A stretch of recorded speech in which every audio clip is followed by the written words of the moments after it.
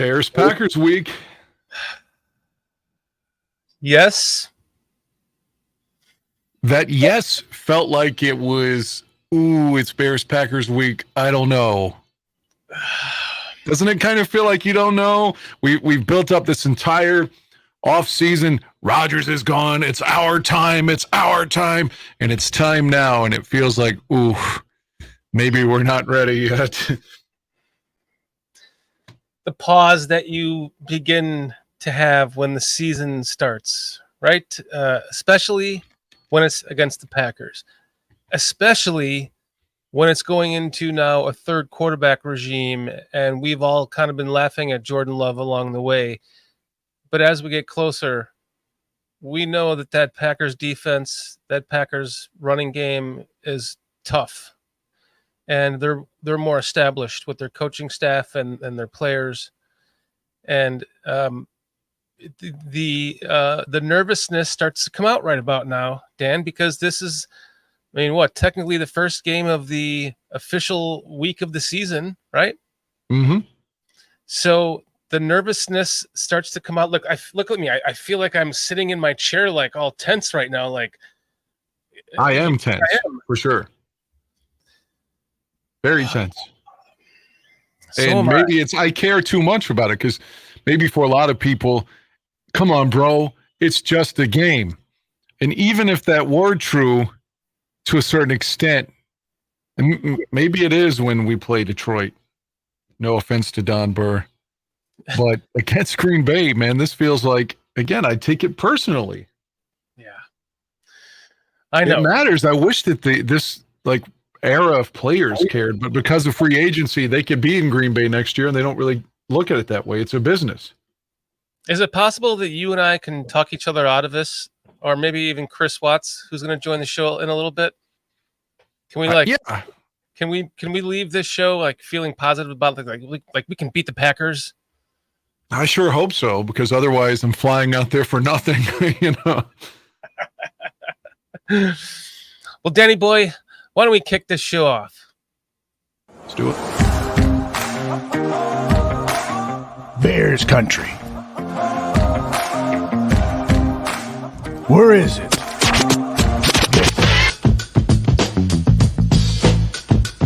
You down with BCP? You down with BCP? You down with BCP? You down with BCP? You down with BCP? You down with BCP? You down with BCP? You down with BCP?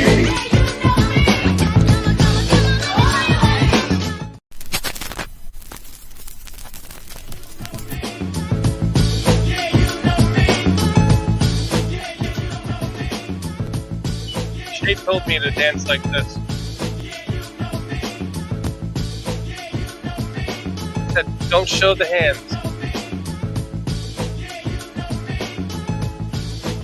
I'm hoping that's better. Is that a little bit better, Dan?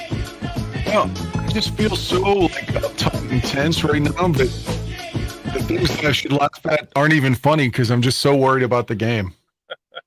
I need to laugh and giggle, maybe get a girl to jerk me off or something, something to relax. But I feel just really nervous about things.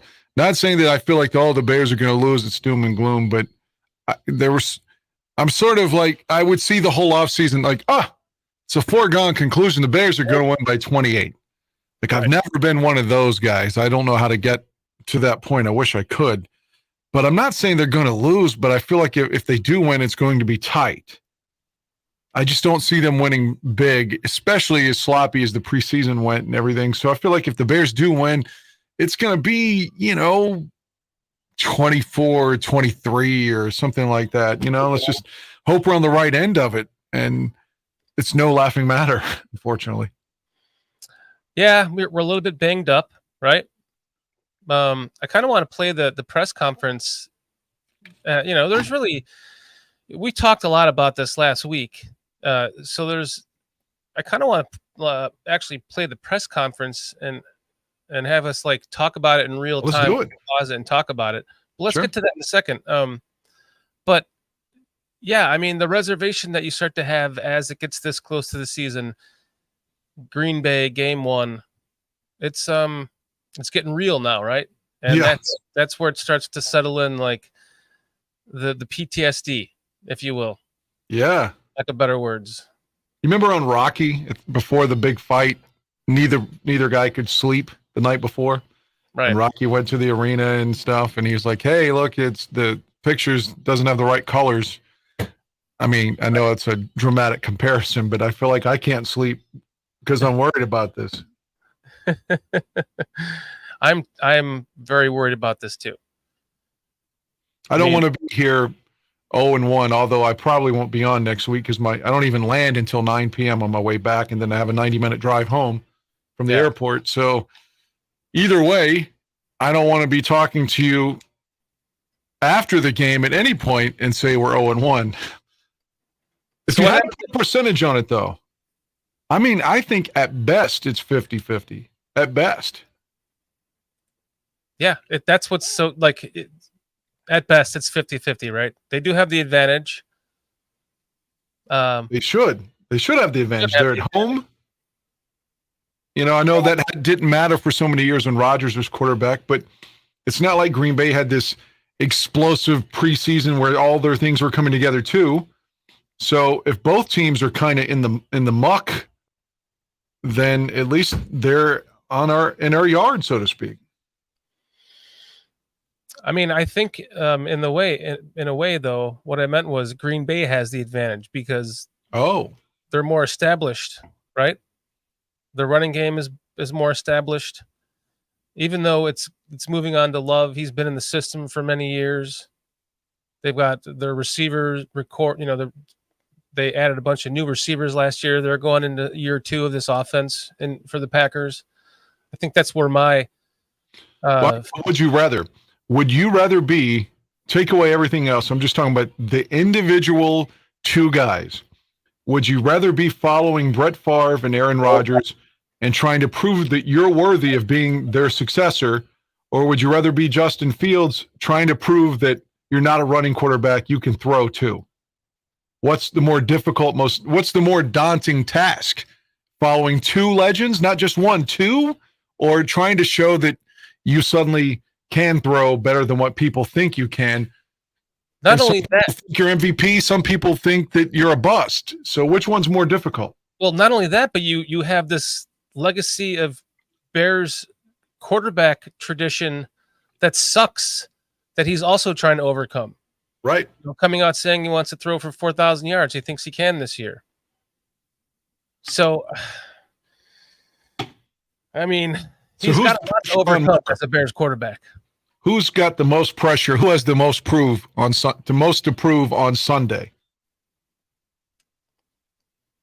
Is it Fields or is it Love? That's a good question. Because Fields is 5-20 as a starter, as you know, and that's not fair to just put that on him because the whole team lost. But it is a stat, whether we like it or not. So more often than not, his teams have been defeated. Mm-hmm. So again, who has the most to overcome on Sunday? This is only Love's second start ever. Yeah, I guess the answer is Justin Fields, isn't it? I don't know. I'm just speaking rhetorically. I really don't know. I think the answer is, though. If Green Bay gets a lead and they can just start pounding the rock and not have to throw that much, then the pressure is going to be on number 1 for sure. People have been worried about the run defense in the preseason. It's preseason. I get it. But people have still been, worried about that. So if that starts to show itself in the actual season against the Packers in game 1 with a revamped defensive line, overhauled, 2 rookies, a second-year player, Travis Gibson gone. I mean, I don't know. It could play into the Packers' favor if their offensive line is healthy. Scary, I know. I would like to think, and maybe I'm biased, I admit. I'd like to think if this were 2 teams we didn't follow, let's say we were talking about Hey, the Jacksonville Tennessee game, we'd be like, oh, okay, who gives a shit, right? We're not AFC South fans. But let's say it was two quarterbacks from a completely different conference, completely different teams, and it just happens to be Fields versus Love. I think if most people were watching the two guys, they would say Fields is the better quarterback. I would agree with you on that, 100%. If you had no, bias emotionally invested, Fields seems like a better player. I also think if you also had no bias in this, that you would look at the two teams and go, I think the Packers are the better team. Well, they do have a really good running back, but I do like the Bears' three-headed monster there too. I don't know. I want to come out and say I've never believed in their coach. And I think that Rodgers sort of made him seem better than what he was. So I hope that the little guy, and I say the little guy, he can't be but like 5'4". I hope he's exposed. He looks like he's one of the munchkins in The Wizard of Oz. I just don't like that coach at all. I'd like to see him get his ass kicked, like literally and figuratively. He's a smug little fuck. He always looks like he smells shit or something. Like he's like Victoria Beckham, although I would, eat her shit. I'm just saying, but he always looks like he's like mad or he's snobbish, I just don't like him. So I'd like to think that the Bears are actually a better team and they're going to expose him for the fraud that he is starting on Sunday. That's what I hope. I'm right there with you. Richard's onto something there. Fields' hate is stronger than the uncertainty for Love. So more people dislike Justin and think he's a bust than so the uncertainty surrounding Jordan Love. That's probably true. Yes. Well said, Richard Long. Oh, man. Look at that. Jamarcus Russell, 7-18, his first 25. The sad thing about Jamarcus Russell is that for like 3 years after he got cut by Oakland, he worked out with Jeff Garcia. He lost like 60 pounds, put all this like muscle on and like tried everything just to be someone's third stringer. Just give me a chance. But they're like, you're a bust. We don't even want to talk to you. He got in great shape and just couldn't get a chance. Whenever they're done with you, they're done with you. Yep, they're done with you. For sure. All right, let's Dan, let's get to the chat really quick. Mr. Mayhem, Damon, 1599, Bearsky Films, Mo Bierman, Richard Long, Jay Grizz, Leo Factor. Thanks for joining us tonight, guys. Cliff Victoria. Did I say Mr. Mayhem already? Yeah, great to see you guys again. Yeah, so you want to get to the film from you want to watch the press conference today from one question first. Sure. I see in the top left prediction 11-6. So that's where you're holding on the prediction, right? Yes, I mean that was a collective as a group of us. Like 5 of us came up with that, So if we're 11-6, if that's going to be feasible, that has to start with a win on Sunday, right? It does. It did with the record. Here, I can show it to you. It's right here. It's somewhere in all this mess of stuff. There you go. So Packers was a win. By the way, the Bucks we had as a win, and I'm actually going to that game now with in Tampa with Cliff Victoria. Thank you, Cliff. Offered me a ticket, so I'm meeting up with Cliff. We're gonna go to that game. It's gonna be hot as hell. Yeah. I'm gonna wear a cooling towel with a bunch of ice. So there's no fucking hurricane or something going on down there. Yeah, exactly. No shit. So yeah, that's so we started off 2-2, and then 2-3, but then we had actually no, I'm looking at the wrong one. So we started off 4-1. What is that? 6-1, and then we lost 2. This is our collective thoughts. We lose 2 in a row. Then we win 1, then lose 2 in a row again. So, I mean, who knows? It's Which fun. Lions game is the road game? They both just have them at home. I think the second one's in Detroit, right? Yes. No, that would be 3 straight road games. We don't have 3 straight road, right? No.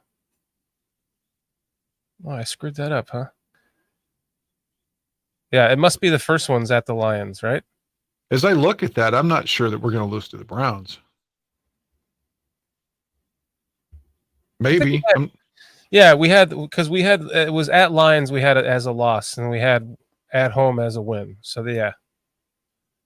So you're saying what? What about the Browns?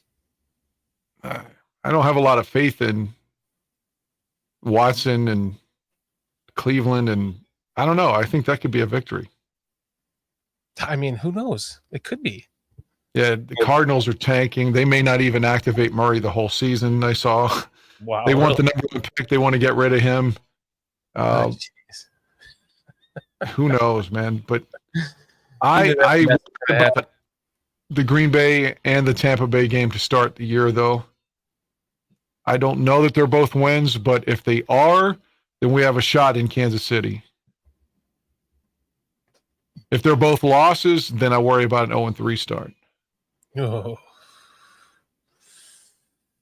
Let's not even talk about that right now. All right, let's watch the presser then. I didn't see it. Well, let's before we do that, let's bring in Chris Watts. He can watch it with us. Let's not hang it up. Leave him hanging in the background there. He's like 5 hours ahead of us. Yeah. Chris Watts, what's up, my friend? Our friend Chris Watts. Oop, I messed this up. How am I doing? You see my medium dick energy up there, though. There you go. All right. I hear Chris. Hold on, I gotta get Chris in here somewhere. All right, there we go. There it is. There you go. Sorry, I'm a rookie to this. Hello, everybody. I had Dan's face on top of my shoulders. I felt quite good looking then. Are you dubbed the British Bear? Is that what that says? Yeah. Apparently so. Yeah. Apparently so. That was Dan's idea. But yeah, it's great to join you boys in Packers Week, and I can't believe you brought on a cynical English guy to try and make you feel more positive about the Green Bay game.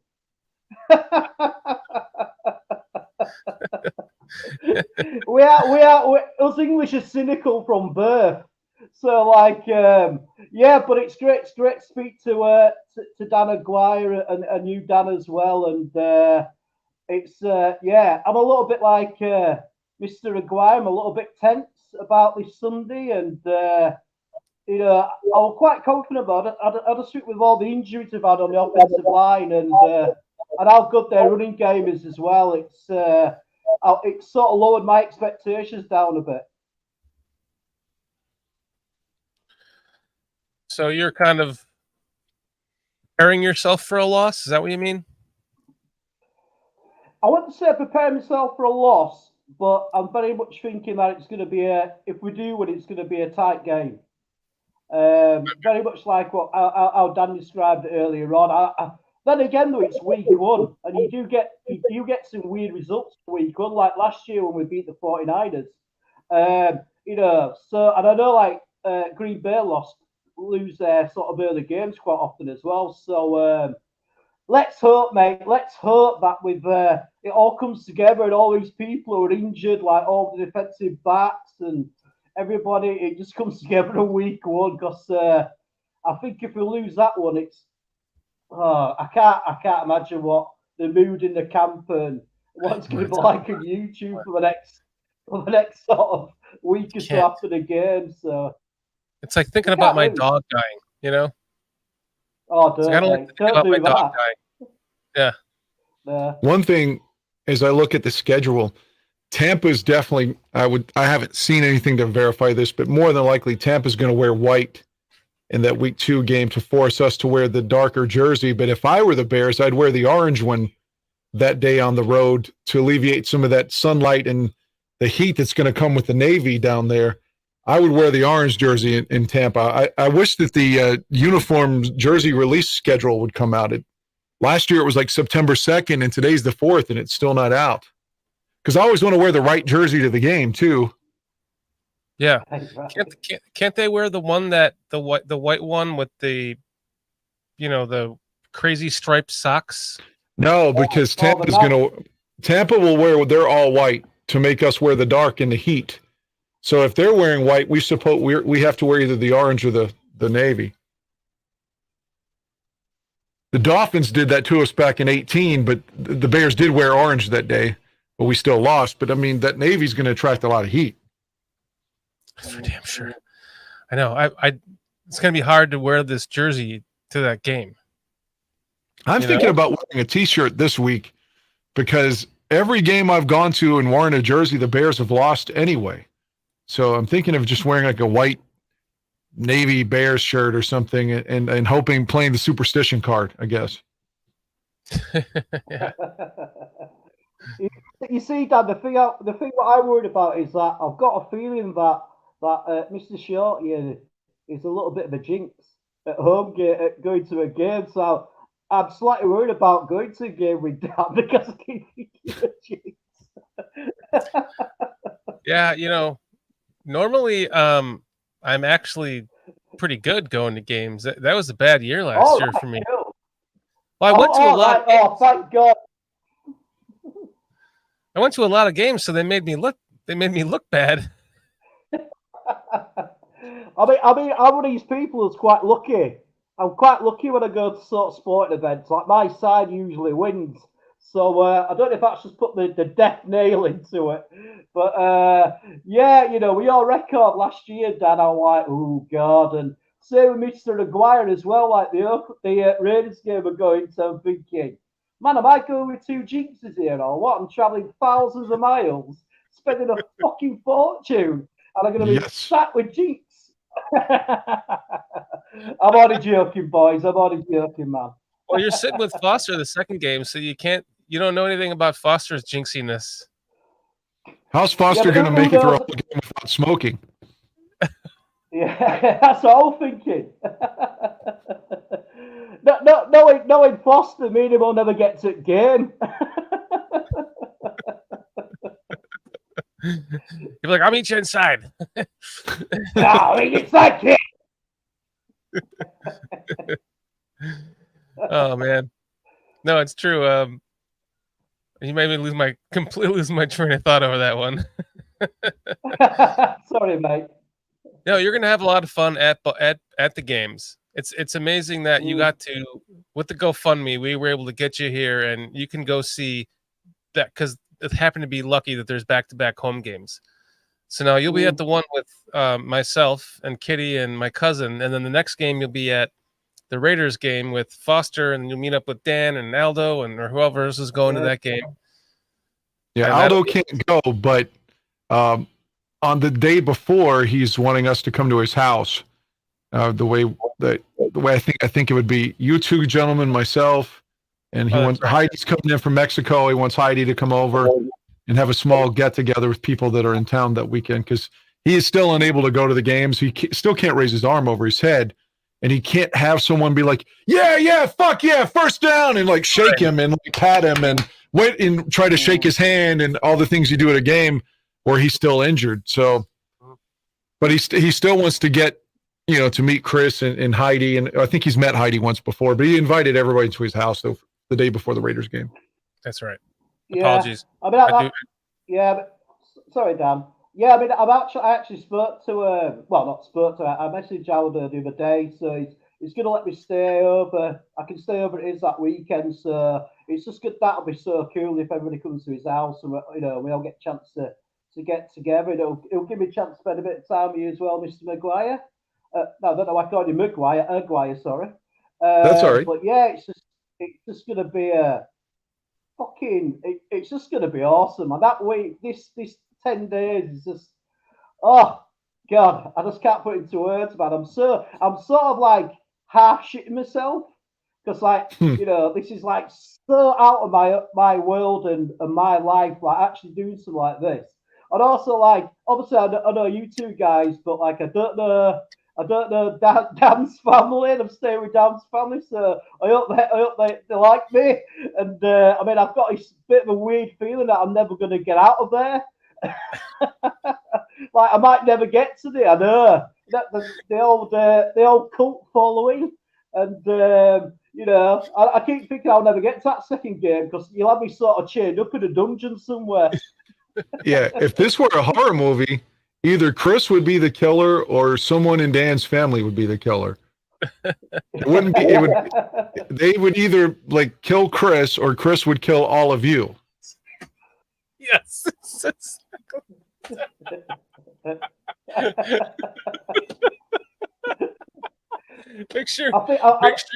Make sure you guys get on the DM together just to make sure you keep in touch before, so we know who was what. Yeah. If it ends up either way, he might get home and then they may not extradite him if he kills all of you. Chris will be like, yeah, I'll be going to the British. I'll be trying to get to the British Embassy as soon as possible and try to get asylum. Asylum. But no, it's just gonna. You're gonna be like, oh, so we're out in the country, huh, mate? Yeah. It's sort of like we're in the middle of nowhere, Dan, and you told me there's some sort of spooky houses nearby, and all you'd have to do is like lock me out the front door, and I'd be completely lost because I wouldn't even know where I am. Because and I can imagine by the time you pick me up from the airport, we get back to your aunties, it's going to be dark. So if you just sort of threw me out, I'll just be wandering around aimlessly around the Illinois countryside. Yeah, you'd be fucked if we just kicked you out the door. What we need for Chris's adventure, Chris's story, like the most epic story would be to come to America and the Bears win both games this year. But the man needs to find a lady to cap off the story to talk about when he went to America, he watched 2 Bears games. And, oh, by the way, he fucked for 4 hours. That's what we need from Chris. Yeah, he fucks right across the Illinois. He fucks right across the Illinois. But I actually do have quite a good record with American girls. So you never know, mate. You never know. Mm-hmm. You start talking to the ladies with that charming accent. I'm sure the sky's the limit, my friend. Yes, hello, dear. How are you doing? Yes, very nice. There you go. Yes. Try to talk like a Chicagoan. Let's get him on Facebook dating. I'm already on it. Well, switch your location to Illinois when you get here. There you go. Yeah, man. Yeah. It's nice to meet you. Just practice this. It's nice to meet you. It's nice to meet you. It's nice to meet you. There you go. Hey, Dan, is that nice to meet you? It's nice to meet you. Nice to meet you, Chris. What do you find me fucking amusing? Am I here to make you fucking laugh? Joe Pesci. Man, oh yeah. You're getting my accent down before I can fucking you get yours down there, mate. See, I keep talking. This keeps going back to the Mary Poppins. You keep going back to that Dick Van Dyke impression of an English accent. Oi, Mary Poppins, up the fucking chimney sweeps. Oi, oi. I'm not a Cockney man. I'm from Yorkshire. I'm from Yorkshire at all. This guy's going to leave Chicago like, Dan, it's been a great time. Thanks for having me. I'll talk to you on the flip side. Yeah, I'll talk to you on the flip side. This guy. Yeah. You never know, mate. Yeah. Hopefully, it's just gonna be great. But enough said from me anyway. Get your clip on, man. Get your clip on. So do you all call cigarettes fags, right? Yeah. Fags that we call girls birds. Like women, like you go, oh, she's nice looking. You go, she's a nice looking bird. That's like a British trait. And also, like to say like a girl's like attractive, we call them fit. Like she's really fit. That means like she's really attractive. So it's birds. She's really fit. And then I'm usually just begging by then anyway, so it doesn't make any difference. And the bathroom is the loo. Is that correct? It's the loo. That's correct. The loo or the toilet. And a good saying is that instead of telling somebody you're off to the bathroom, just say I'm off to sprinkle my boots. I'm off to get blown in the loo. This guy's gonna get here and try to plug in his fucking his phone to charge it, and it's gonna be like, Excuse me, mate. How do I plug this in?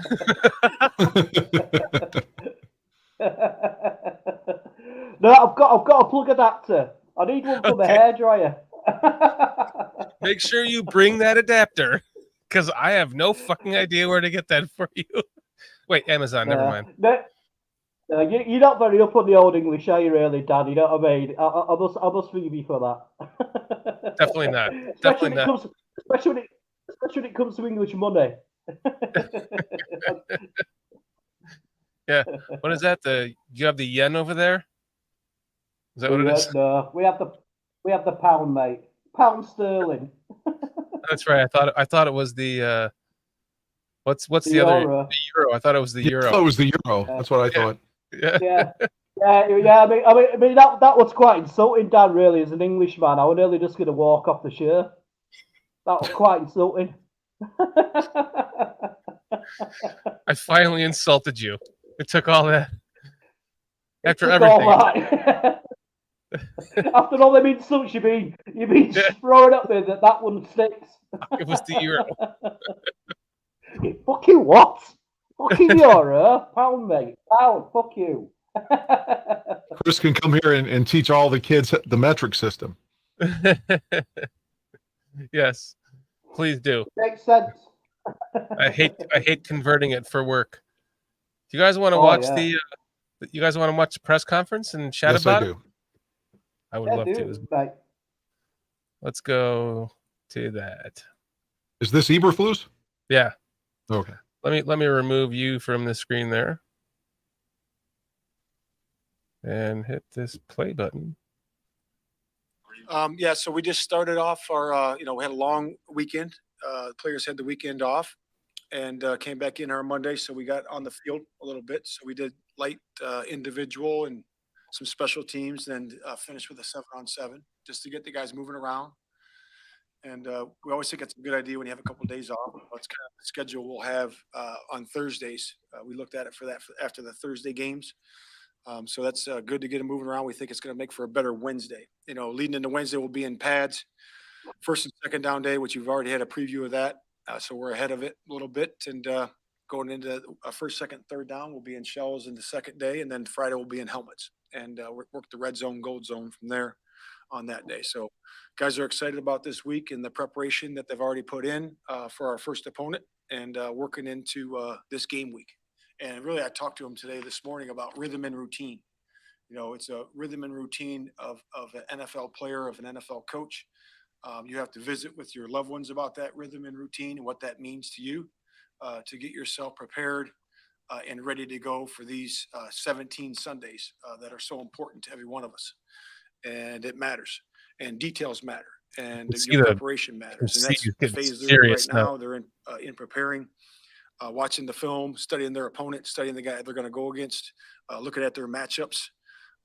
We have a good part of the game plan in, putting themselves in the game plan, where they fit in and where their plays are to be made during that time. So that was kind of the visit this morning. And then we had a nice little light practice today. And now they're off into their preparation mode as we get into this week. With that, I'll open up to questions. On Brisker. Okay. Any comments? It felt like he really wasn't saying much. Yeah, that was the opening of the press conference. Not much to say, right? Going into the gold zone from there on that day. So guys are excited about put in for our first opponent and working into routine of an NFL player. I lost my place. Loved ones about that rhythm and routine and what that means to you to get yourself that are so important to every one of us. And it matters. And details matter. And your preparation matters. And that's the phase they're in right now. They're in preparing during that time. So that was kind of the visit this morning. And then we had a nice little light practice today. He is right there. All right. Where's the first question? As we get into this week. All right, here we go. Open up to questions. On Brisker now in terms of pace to play something. Yeah, like I said last week, he is right there. He's Jaquan Brisker. Are you okay? So he says he's right there. PJ is gonna hop in and join us. You want to hop in here, PJ? No, okay. So right off the bat, how do you feel about this with Jaquan Brisker? Even talking about him right now, Dan. I mean, I'm sorry. What's the question? They were talking. They asked him about Jaquan Brisker, and he was going into talking about how, he's going to be ready by game 1. But the fact that we're even talking about Jaquan Brisker right now is kind of concerning, right? Well, he and Eddie, neither one played, right? So I think we should be asking about Eddie Jackson too, especially coming off that horrific injury that he had last season. But allegedly they're both ready to play Sunday, and Brisker, I saw, said he hated the Packers today, so I'm fired up. Okay. Chris? Yeah, it worries me greatly, really, that we haven't had our start defensive backfield sort of have any time together at all. I mean, I wasn't expecting to play sort of a lot in the pre-season, but that does worry me. Brisker's been out for weeks now, hasn't he? So it's sort of trying to guess what injury it is, and is he actually has he got over it? But it's just a lack of cohesionness. What's worrying me with the defensive backs. Okay, fair enough. Let's continue. Progressing, right? And Wednesday's going to be a big day for him, but it looks on a positive side right now. So we're looking at that. He had really good workouts this weekend, and as did Eddie. So we're looking at both those guys in a positive way, and Wednesday will tell us more. When you prepared defensively for Green Bay's offense, what are the broad strokes of looking at this with LaFleur? The same coach is still there, but different quarterback, different style of quarterback. How do you, and very limited film on him, how do you put all of that together? What's your approach to game planning for their offense? Yeah, just know their style and the family and the system they come from. So you can, know what that style and that system has in their system. So, they're going to do it. They did a lot of good things last year that were effective, and I'm sure they're going to keep doing those things. And we just look at it that way. And there's a lot of guys that in the family that are in the system in the NFL, so you can look at a lot of different things that way. So, but that's what we do. What do you think? I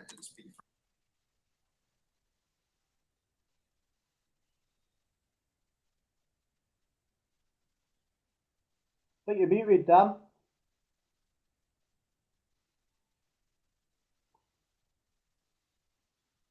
Yeah, I think it's paused. I think I can hear you. I can hear you all right, the other Dan, but I can't hear Mr. Shorty at all. Where are you, Mr. Shorty? I'm an asshole. I was muted. I was saying that any questions or comments? Jesus. If you have anything I to say, still don't know what Brisker's injury was. Has that been defined yet? Nope. That's what I was thinking. Yeah, I mean, I've got no idea what it was in the first place. Soft tissue injury, probably. I mean, I don't know if it's like a back, a leg. I have no clue. None of us do. He's been pretty tight-lipped because he doesn't have to be until until Wednesday, right? Is when they have to put out the injury report. Yep. So anything? Just wanted to make sure you guys didn't have anything to add to this. If you do, you can talk over him, and we can pause it and interject from there if you have anything to say. Understood.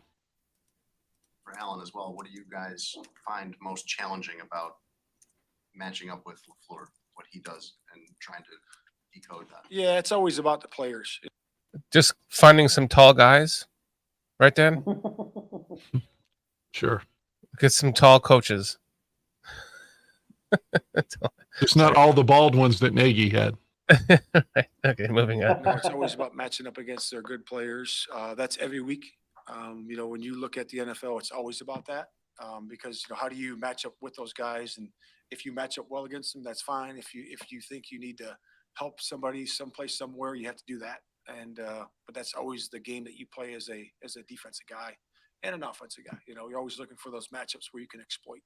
What's the challenge in preparing for a guy like Jordan Love, who's been in the league for a long time, but there's not so much NFL tape on him? The college tape is. Yeah, Here's where I have to interject. Never mind. I'm going to hold back. I'm just going to let him talk. Go ahead. Go ahead, Matt. Have what you have, right? You have what you have, and you're looking at the tape that you do have, and that's all you can go by.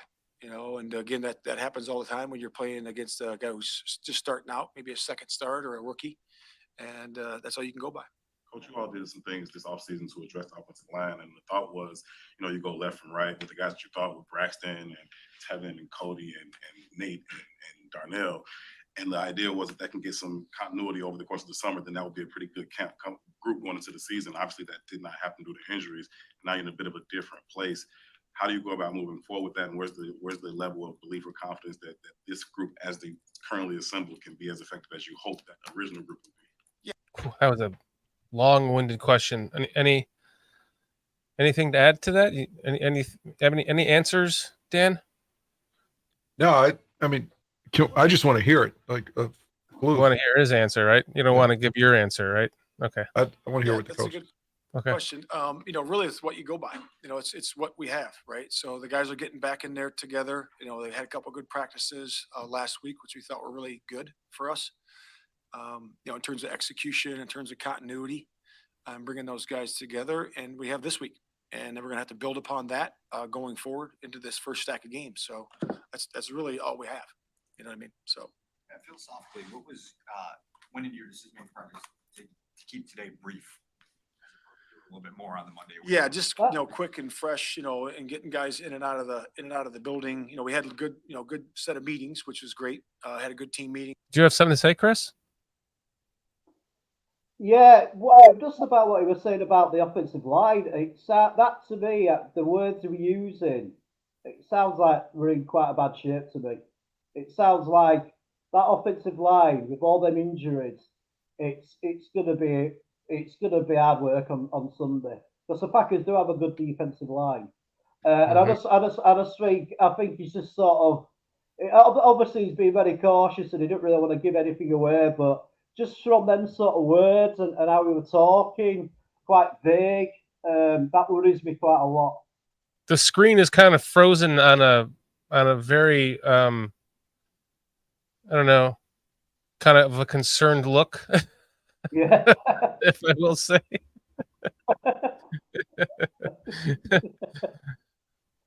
I'll continue. Special teams meetings and then O&D meetings, which was awesome, putting some more game plan in. And then really the thought was just to, get them moving around, get them catching, get them throwing, get them covering a little bit, and keep them fresh for the Wednesday practice and then moving forward. What's Cody's best position? I like him at both spots. I really do. I think he's really good at guard, and he's a very efficient center. And what do you guys think is Cody's best position, Dan? If he could snap consistently, then maybe center, because the last few years at left guard, he's not been that good. That I honestly thought he was going to be released this offseason, even if it was after June. For one, I mean, Cody's got to be 30 or right there at it too. I would say this is his final year there, but hopefully he's going to be ready to play left guard, because it seems like Lucas Patrick is back Sunday. From everything, everyone seems to be thinking that's the plan anyway. Wait, really? I'm pretty sure Patrick is going to be at center and Whitehair at left guard. Wow. Unless the guy we just traded with the mullet is going to start, I would hope so.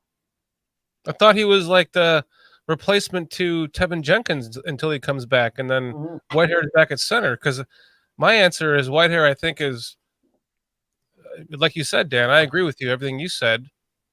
As long as he can get his snapping things under control, which he seemed to be doing well this season, I would prefer him at center. Chris? I would prefer him at center. I mean, he did have that Pro Bowl season at center. I know also as well that he does struggle with his shotgun snaps, but I'd rather him at center. I mean, Lucas Patrick, we just start seeing what he could do on the field. I mean, I know he played guard a few times last year, and he wasn't particularly good. And I mean, the thing what always baffles me is if you can play guard, then why can't you stop a ball? Do you know what I mean?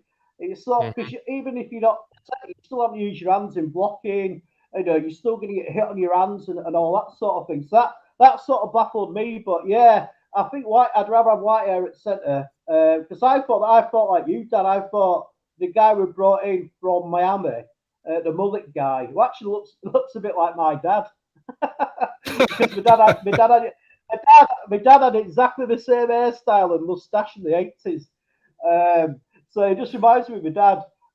But yeah, I thought like you. I thought he'd be like left guard, brought into left guard until Wire gets fit again. But I really don't want to see Lucas Patrick play guard again because I thought that was a little bit poor last year, to say the least. I think Patrick is going to play center Sunday, and Whitehair's at left guard. Right.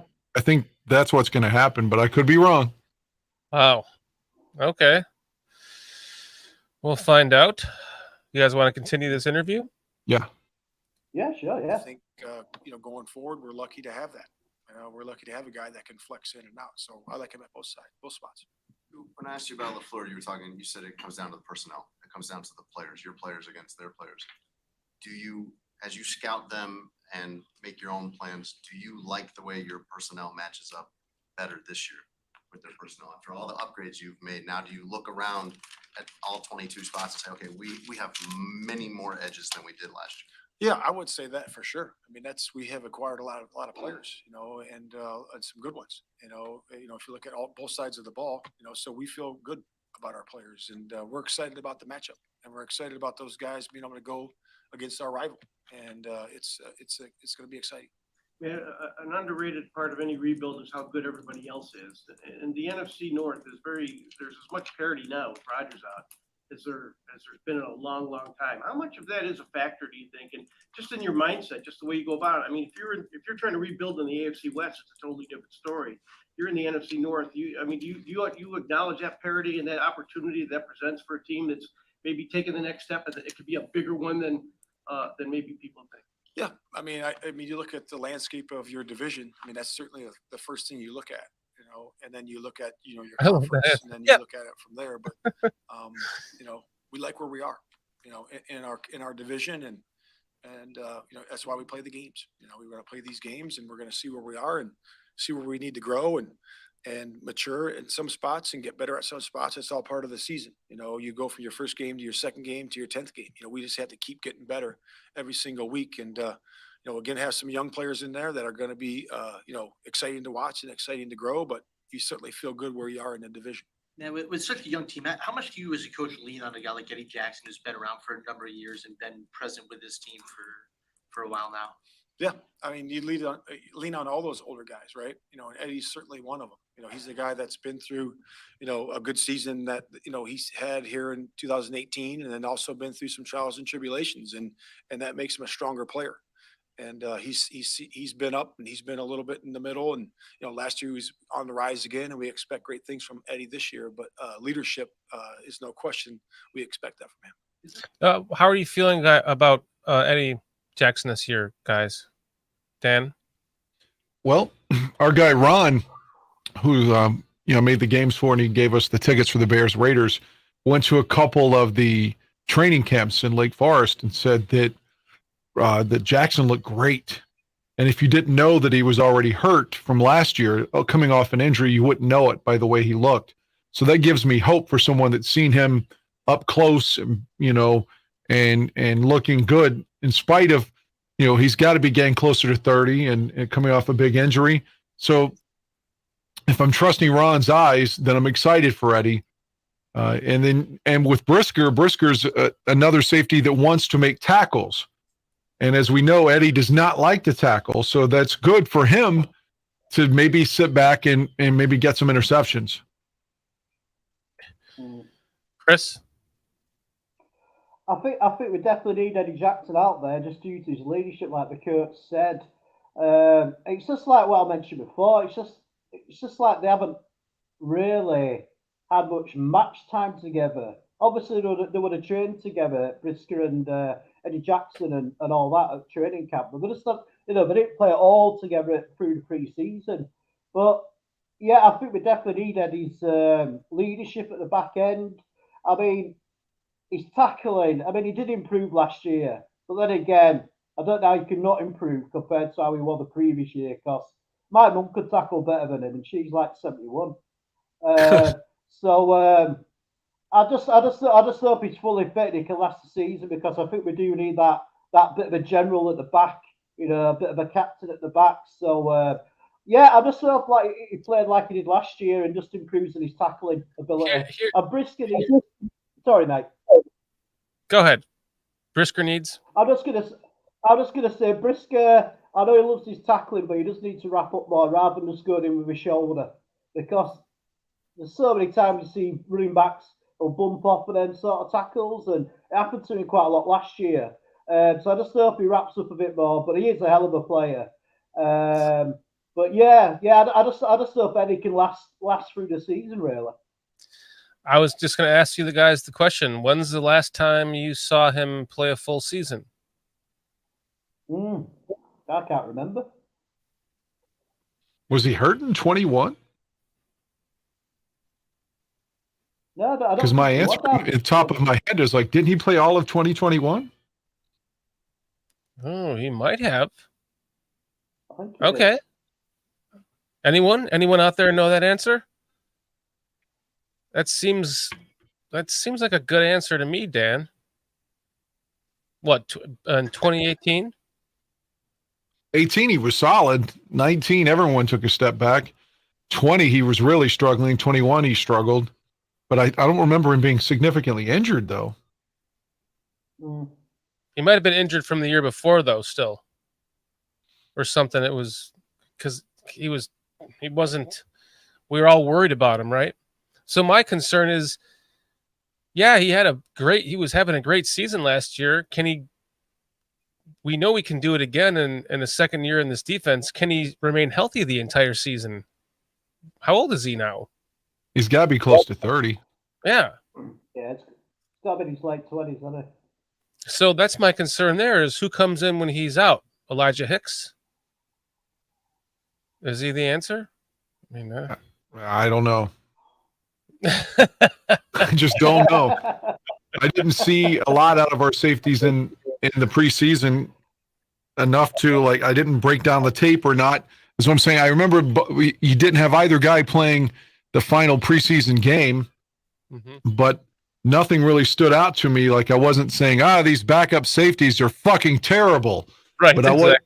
But I didn't see anything that said, these backup safeties. I feel good about them. It's just kind of like they were sort of in the middle somewhere. Like, I didn't notice them good or bad. Jeremy in chat says, you never know with any player, any season on health.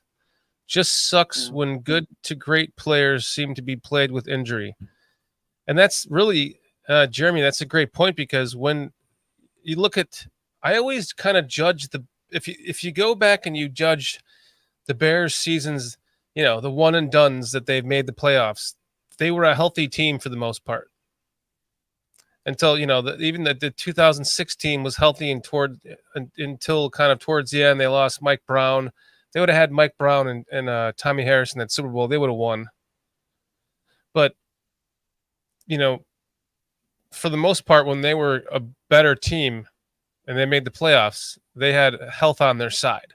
And that goes to say the same for any team that makes the playoffs and win the Super Bowl. They seem to have health on their side, right? So if we Eduardo just says that he's done. Wow. Damn, Eduardo. Damn. We need him to be good or play well this season. Yeah. Damon 59 saying Mike Brown is a great example. Mike Brown, oh man, he's just love Mike Brown. God, I love him. He's a Hall of Fame safety without the injuries. Absolutely.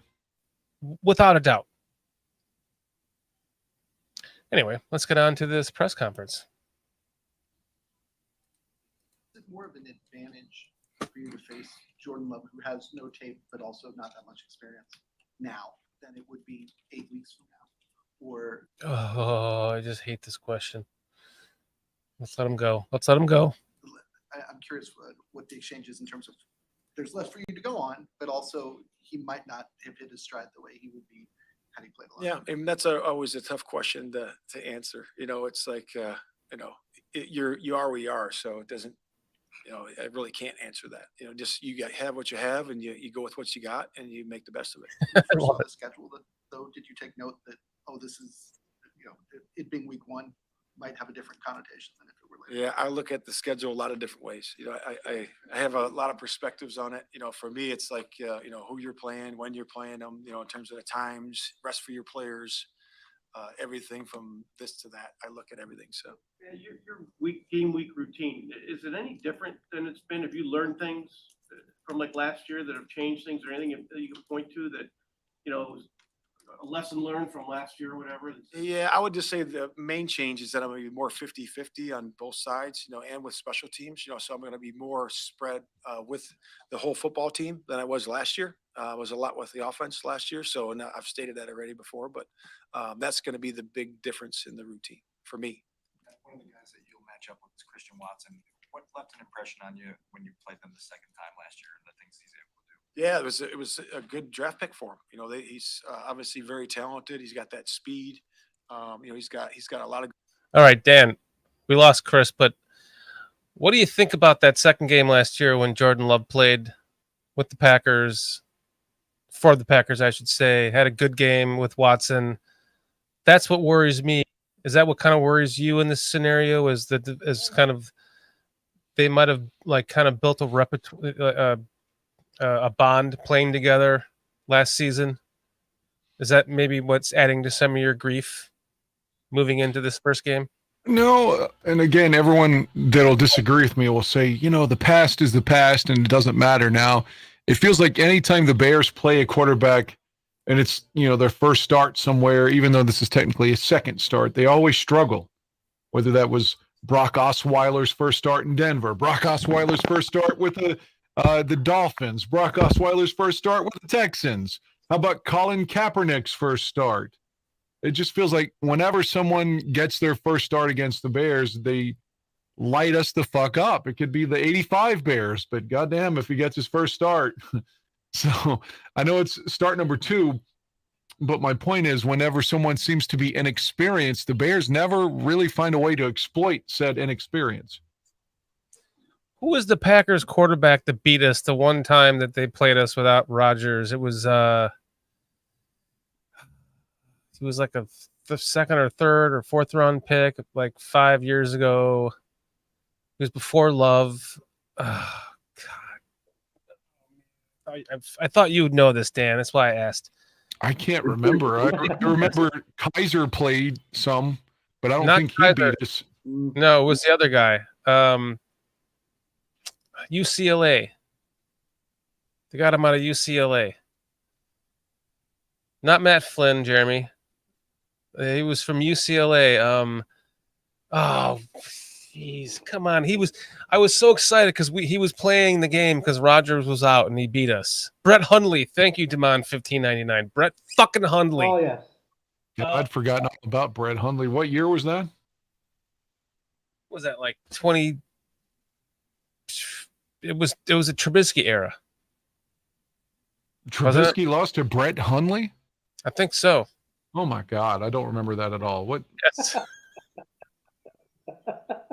Steve S. Yes, Hundley. Will Bierman, Hundley. Yes. It was Trubisky that lost to Brett Hundley. Yes, right. I'm believe looking so, this up. guys. I can't take this anymore.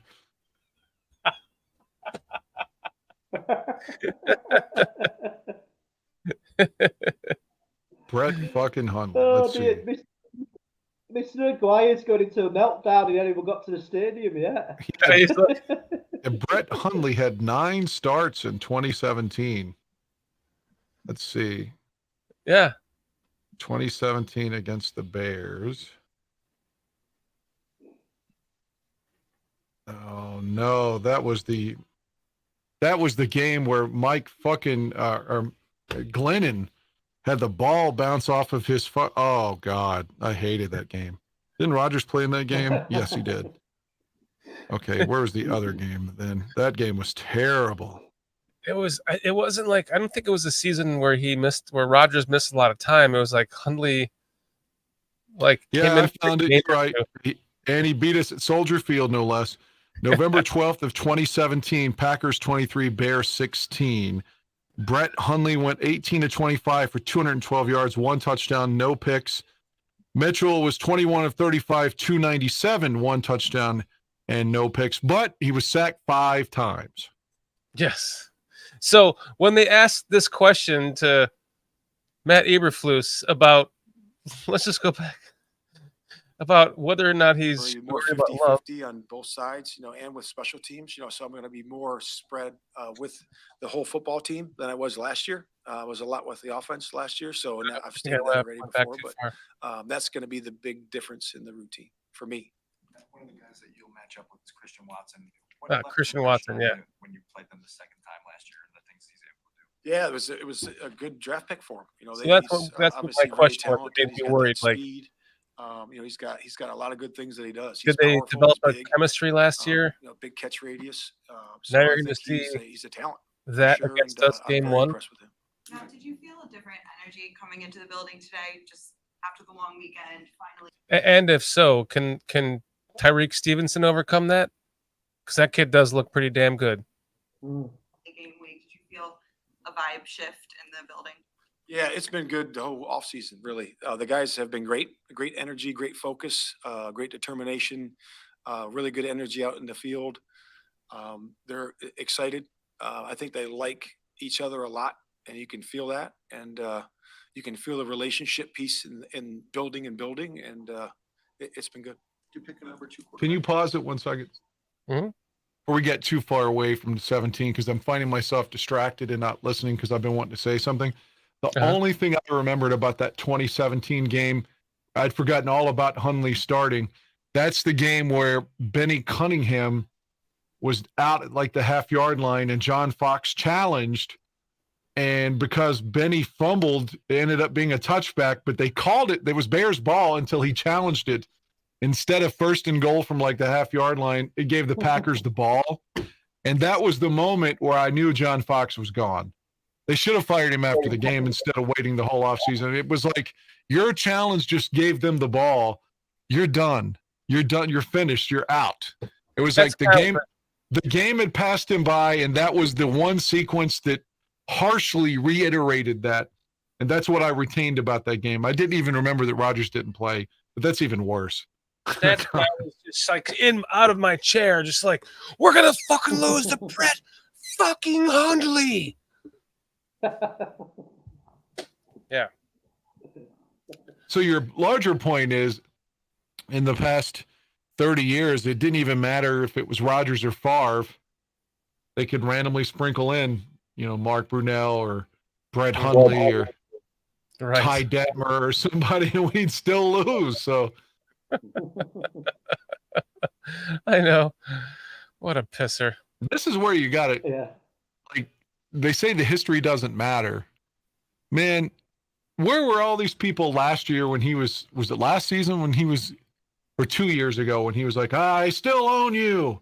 I still own, like the team, even though he's gone, they have to, I hope Eberflus plays that kind of shit for him. This is the perception that they have, that whole team, this arrogance that you are just their fucking, like you're the easy win on their schedule every year. And if you don't care about that, because your crowd cares about that, your city cares about that, like that context has to matter. You just reminded me that's something I wanted to use for a thumbnail. Thank you. I'll write that down just so I don't forget it, because I will forget it. Because the ownership is about to change. It has to. You mean that figuratively in the rivalry, or do you mean you're talking about the McCaskies? Yes. Okay. The ownership has got to change, figuratively speaking, from Aaron Rodgers owning the Packers to like Justin Fields owning Aaron Rodgers owning the Bears to Justin Fields owning the Packers. I mean, you just can't. I mean, it's beyond sort of, normal thinking that they could have 3, all-time great quarterbacks in a row. Surely that's not possible. Surely, I mean, I can't think of any other club where it's happened like that. Even the 49ers back in the day with Montana to Steve Young, but then it petered off. And surely, It can't happen again. And just give us a break, the football gods. You know what I mean? We deserve it.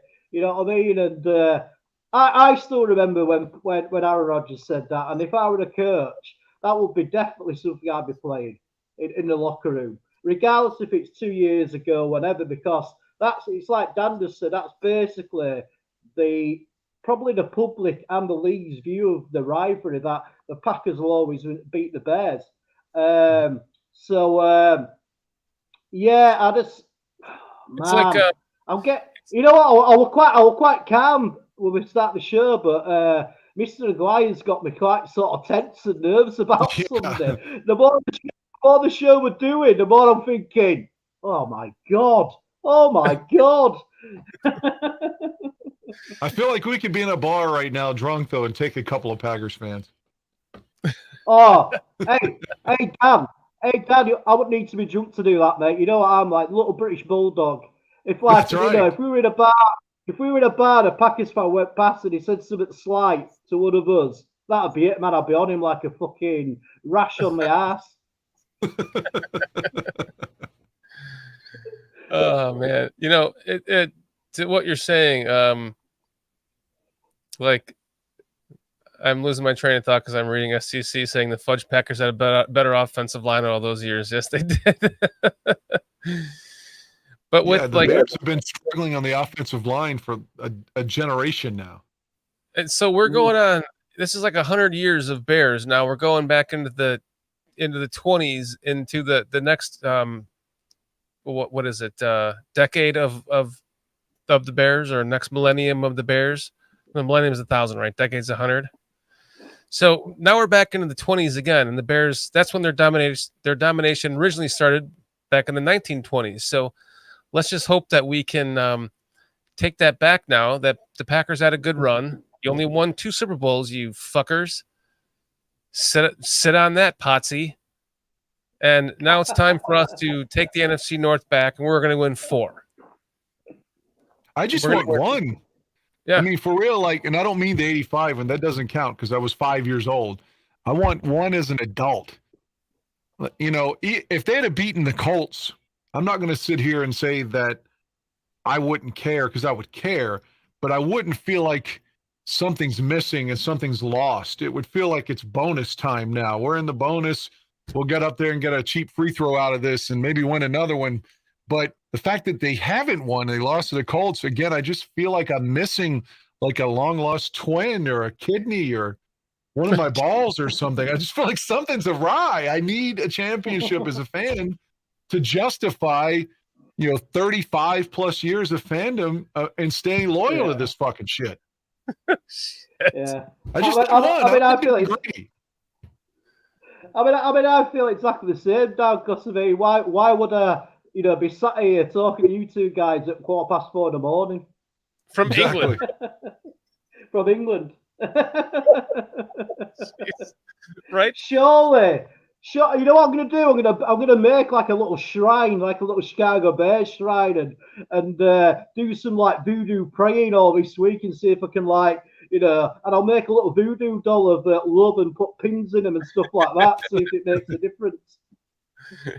Guys, have you seen this, by the way, really quick? Love for Kirk Cousins after seeing that document. I mean, the quarterback show about how get the dog shit beat up. Jim McMahon's one of my best friends. Mac is, and teammates in Minnesota have been one of my best friends forever. That kind of tell you how Mac had his ass whooped his whole and kept coming back. And now we got stuff to create. And I promise you that you and I will get Jimmy Mack on this show this fall, and we'll have him as a guest or on PSF as well, taking calls. And you'll listen to Mac do what Mac does. He'll probably have a dip in and a cold beer and have it. But I would love that. And Sean, if you can get Jimmy Mack, I'm going to hold you to that now. And if you can do it, I'm going to buy you a steak dinner. When I get on, when Jimmy Mack comes on our PSF show and your show, and we both got to be a guest that day. Fair enough. Our Bears fans, I better not have to buy a beer in Chicago ever again in my friggin' life. How's that? Fair enough. The thing that sticks out in my head, because he's talking about being with McMahon in '93 in Minnesota. like a lot of McMahon's problems started with that, because in the playoff game against the Giants, when he was a member of the Vikings, he broke his neck, and the Vikings staff told him to go back into the game, that he was fine. They let him play with his neck broken, and Jim has always said that a lot of his head injury, his problems as an older person, stem from playing on that neck. Yeah. Yeah. Yep. That's true. But did you hear the most important part about that? He said he's going to get Jimmy Mack on the show. Congratulations, man. I had my one moment with him, interviewing him with Aldo, and I had a sinus infection. I sounded like complete and utter shit. It wasn't good. The one with Eric Kramer was great, but the McMahon one I blew. I sucked ass on it. I hope yours is good. I tell you what, you did a great job on both, Dan. Yeah. I was very unhappy with the McMahon one. I think though, yeah, no, you did really well, but I just think, I don't know if it like, that's his mannerisms, but he just seemed like not really sort of in tuned. McMahon did that night, you know what I mean? So like you were having to pull like, I don't know, you're having to sort of pick him, push him to give you the answers. But I think you did really well. But that Kramer interview were absolutely amazing, Dan. That was absolutely amazing. And also as well, I mean, you're looking at the guy who were really open about talking about his troubles and his past, but that was an absolutely awesome interview, Dan. Thank you. The McMahon thing, I dreamt about it like almost my whole life. Like, what would I say if I got to talk to Jim McMahon? And it's almost like the analogy would be like, one of these days I'll lose my virginity, like if I'm like 12 or something, and then it happens, and I feel like, I sucked, I wasn't any good, like I came too quick or whatever. Like that's the way I felt. Like I got this opportunity and it finally came into fruition, and then I wasn't happy with it at all. It's on me, not on Jim. I think that you're being too hard on yourself though because of that, Dan. You did a great job interviewing Jimmy Mack, man. Come on, give yourself better. You guys got to check that out on the Barroom Network. Just go to the Barroom Network, go to search and type in Jim McMahon. You'll see the interview with Dan Aguirre and Aldo Gandia. Dan, you did a great job, man. Trust me, you're just hard on yourself because of the interview, man. I get it. I was sick, and I felt like my job was to probe his mind, to like make him remember things, and I didn't do it well. I don't feel like I'm saying this to get attention or oh, poor you. I really just feel like I didn't do that good of a job. Like I sucked. If it was a game, we lost that day, and I threw a couple of picks. Mo Bierman says he was very hit or miss depending on his mood too. Yeah. Which he started off eating a burger and fries or something. It's like well, that's Jim to me. Like yeah. Like that's a good sign. He'll have a dip in his mouth and a beer in his hand. If he can make that, a lot of things he just doesn't remember, because, like Sean said, he's sustained a lot of injuries over the years, and he just doesn't remember everything anymore. He's in his 60s, but I still felt like my job was to probe him, to be like, oh yeah, I do remember that. So when he didn't remember certain things, I felt like that was my fault. Yeah, I hear you. I hear you. I mean, yeah, but Dan, you got to think that it's hard to interview somebody if their memory is too great about stuff you're talking about from 30 years ago. That's a really hard situation to be in as an interview, and I think you did great. But like I just mentioned before, that Kramer show was one of my favourite shows you and Aldo done. That was that was amazing. It was so sort of moving. And he was so open as well and transparent about his struggles and, all the trouble he had with his ex-wife, and then when he tried to kill himself. And for somebody who's sort of been in a similar situations to he has, it's really sort of inspiring when you hear somebody who's had success in their life, but they're still human beings still, and they still have health problems and struggles like we all do. So that, I was like nearly in tears sometimes when I watched that, some stuff he was coming out with, because that's really brave for somebody, especially somebody who's been in the limelight as well, to really open up as well about health and especially mental health. And it's still, like Dan, Mr. Shorty knows, I have really bad depression. And you know, when you hear, and like I've said numerous times, it sort of makes your world really small. And then when you see somebody like Kramer, who's had the success and he was so open and so, and how you asked the question as well, Dan, as well. You didn't lead him on. You were very, you know, you wanted to open up to you, to both of you, and it was just an amazing. That one of the best interviews I'd seen in a long time, mate. Hats off Yeah, to you. I appreciate that greatly. Looking back into that quickly, because I don't want to take up all of our time talking about an interview I did 2 years ago or whatever. But when I was talking to his handler, I kept saying, look, I'm not trying to exploit Eric. I'm not trying to sensationalize what happened. I want to talk to him about football. I'm a legitimate fan. I was a fan of Eric Kramer's. It wasn't like, oh, this is a good story, let's get him on for the story. But it was Eric who insisted. He said, hey, I'll give you all the time you want to talk football, but I really want to talk about this other stuff too, because I'm trying to clear my name. I didn't hit this woman. People hear the story and think because I'm a man, I'm guilty because they say I hit her. And he, you know, as you heard in the interview, he was mad as shit. He called her a whore. And and during that process, I felt like if I was running a better interview, I probably should have intervened a little bit and caught him and got him back on topic. But he was so impassioned about it, and you could tell it was cathartic for him, that I felt it was best to just sit back and let him talk.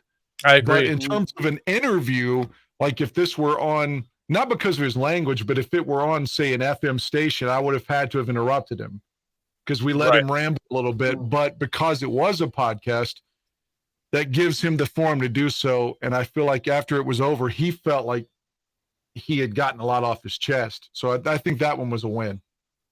100% a win. I remember too the opening of the Dan and Aldo show playing. There was something in there about Eric Kramer. And I was like, oh shit, is this going to be uncomfortable when they start the show? Do you know what I'm talking about? Yeah, because that was a real conversation that Aldo and I had about Eric Kramer. Like, it's like, he really is a tragic figure in so many ways, and that's kind of where it went in the open. Yeah, it for the Bears too. You know, I mean, he had greatness at his fingertips, man. He had the first 1,000-yard receivers in Bears history on his offense, and you know that Ron Turner offense was clicking at the time, and it didn't come together, man. But he was, you know, he clearly has the records to show how great of a season that was. So I hope that Justin breaks Eric's record this year, because the most touchdowns in a single season for the Bears is Eric Kramer, 1995, 29 touchdowns. Yes. I mean, I'd like to see Fields get to 30. Even if he doesn't get to 4,000 yards, get that 30 touchdowns and put your name in a Bears record book. That would be great. Yes. Please. Let's do it. It was not to contradict that last tweet there. Marcus Robinson wasn't there yet. I'm not trying to be a know-it-all, but it was Curtis Conway and Jeff Graham. Demond 1599 saying that Kramer to Conway and Marcus Robinson connection was amazing. Yeah, Marcus Robinson's run with the Bears begun in 1999. In 98, he may have been with the Bears, but they sent him to NFL Europe. And when he was a stud in 99, with Cade McNown, Jim Miller, and Shane Matthews, though. In 95 and 4, with Kramer and the Bears, it was Curtis Conway and Jeff Graham. Yes, Jeff Graham, man. He was awesome. Yeah, and they both came up at the same time, and they brought back Conway, and they should have, but you got to re-sign Graham there too. So in 96, they lost Graham, and then Kramer broke his neck against Detroit in week 4, and that was it, man. That was it. It was the end of the run. Yep. You guys want to get back to this press conference? Sure. Before we end the show here? We're wait and see on that.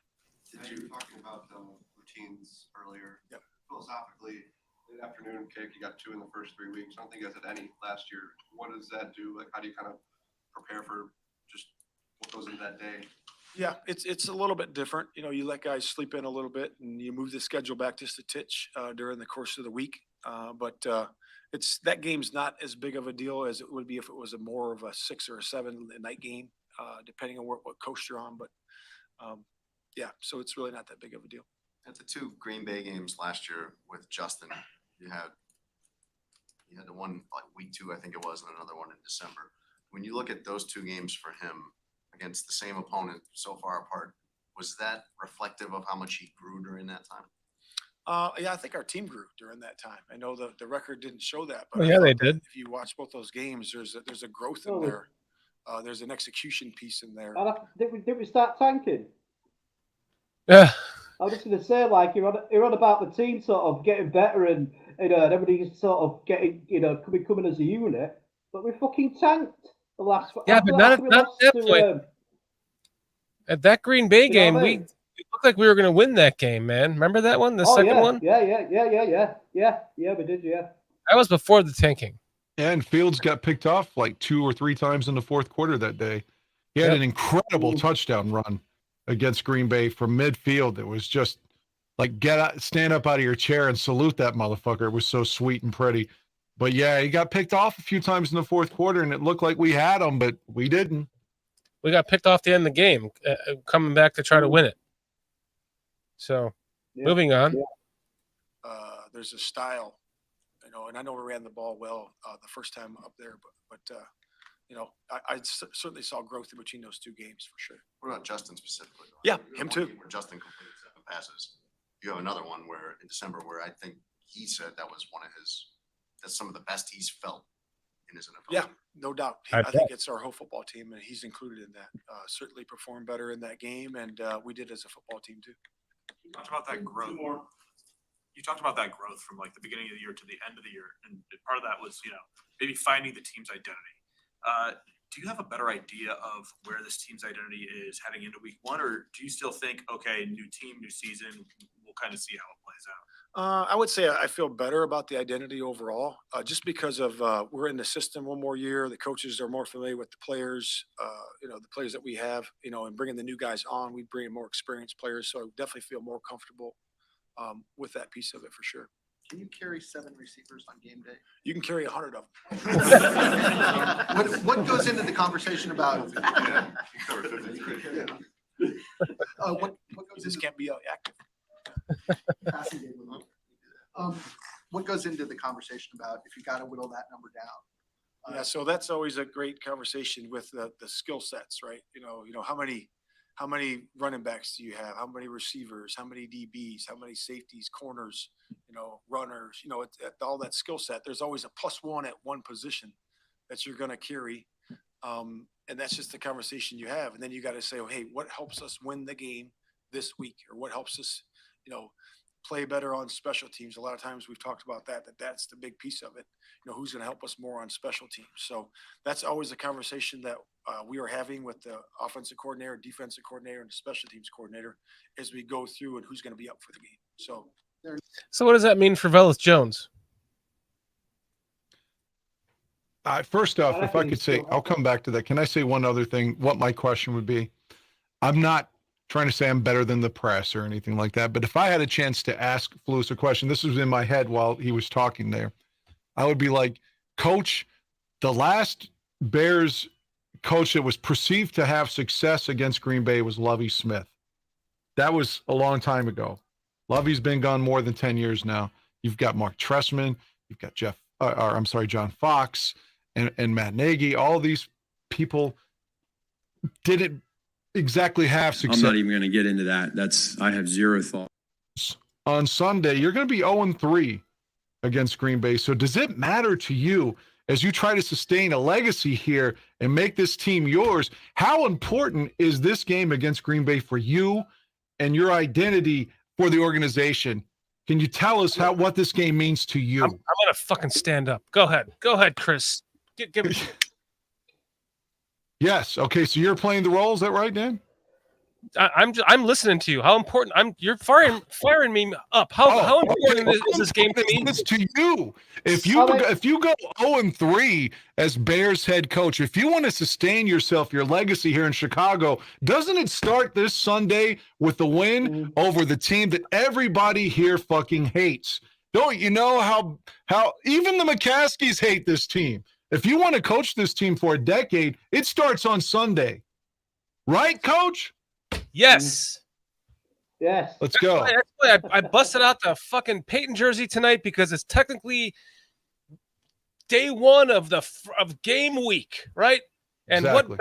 what better like omen to start with than Walter Payton with the first game of the year against the Packers at home. If we win by a fucking blocked field goal, so be it. We win by a blocked field goal, right, Chris? You wore the same jersey. You go. Yeah, man. Shout out to Sweetness as always. Yeah, I mean, I can understand what he's doing, sort of in front of the press. He's trying to, like, you know, not build the game up too much, but surely behind closed doors, they must be going, look, this is the Packers, man. You know what I mean? We've got to beat this team to win our division. You know, it's our time, and I'm sure that's all being said behind closed doors. But I would just like when Lovey said, you know, I've come here to beat the Packers. I would love the coach to recognise the importance of the game to the fans and the history of the club as well, because this is not just a normal game. This is our longest, oldest rivalry. It's a team what's hurt us so much over the last 15, 20 years. I mean, how lucky in the 80s we dominated the Green Bay Packers. Absolutely rubbed their nose in it in the 80s. It was absolutely fucking wonderful. They were like just like a piece of shit for about 10 years, man. They were fucking shit. They were shit. I mean, they were that bad that they tried to beat us by putting horse manure into the team's locker room when Dixie came in 1985. That's how fucking desperate they were. They were trying to use animal shit to beat us. That's basically the only way they could beat us.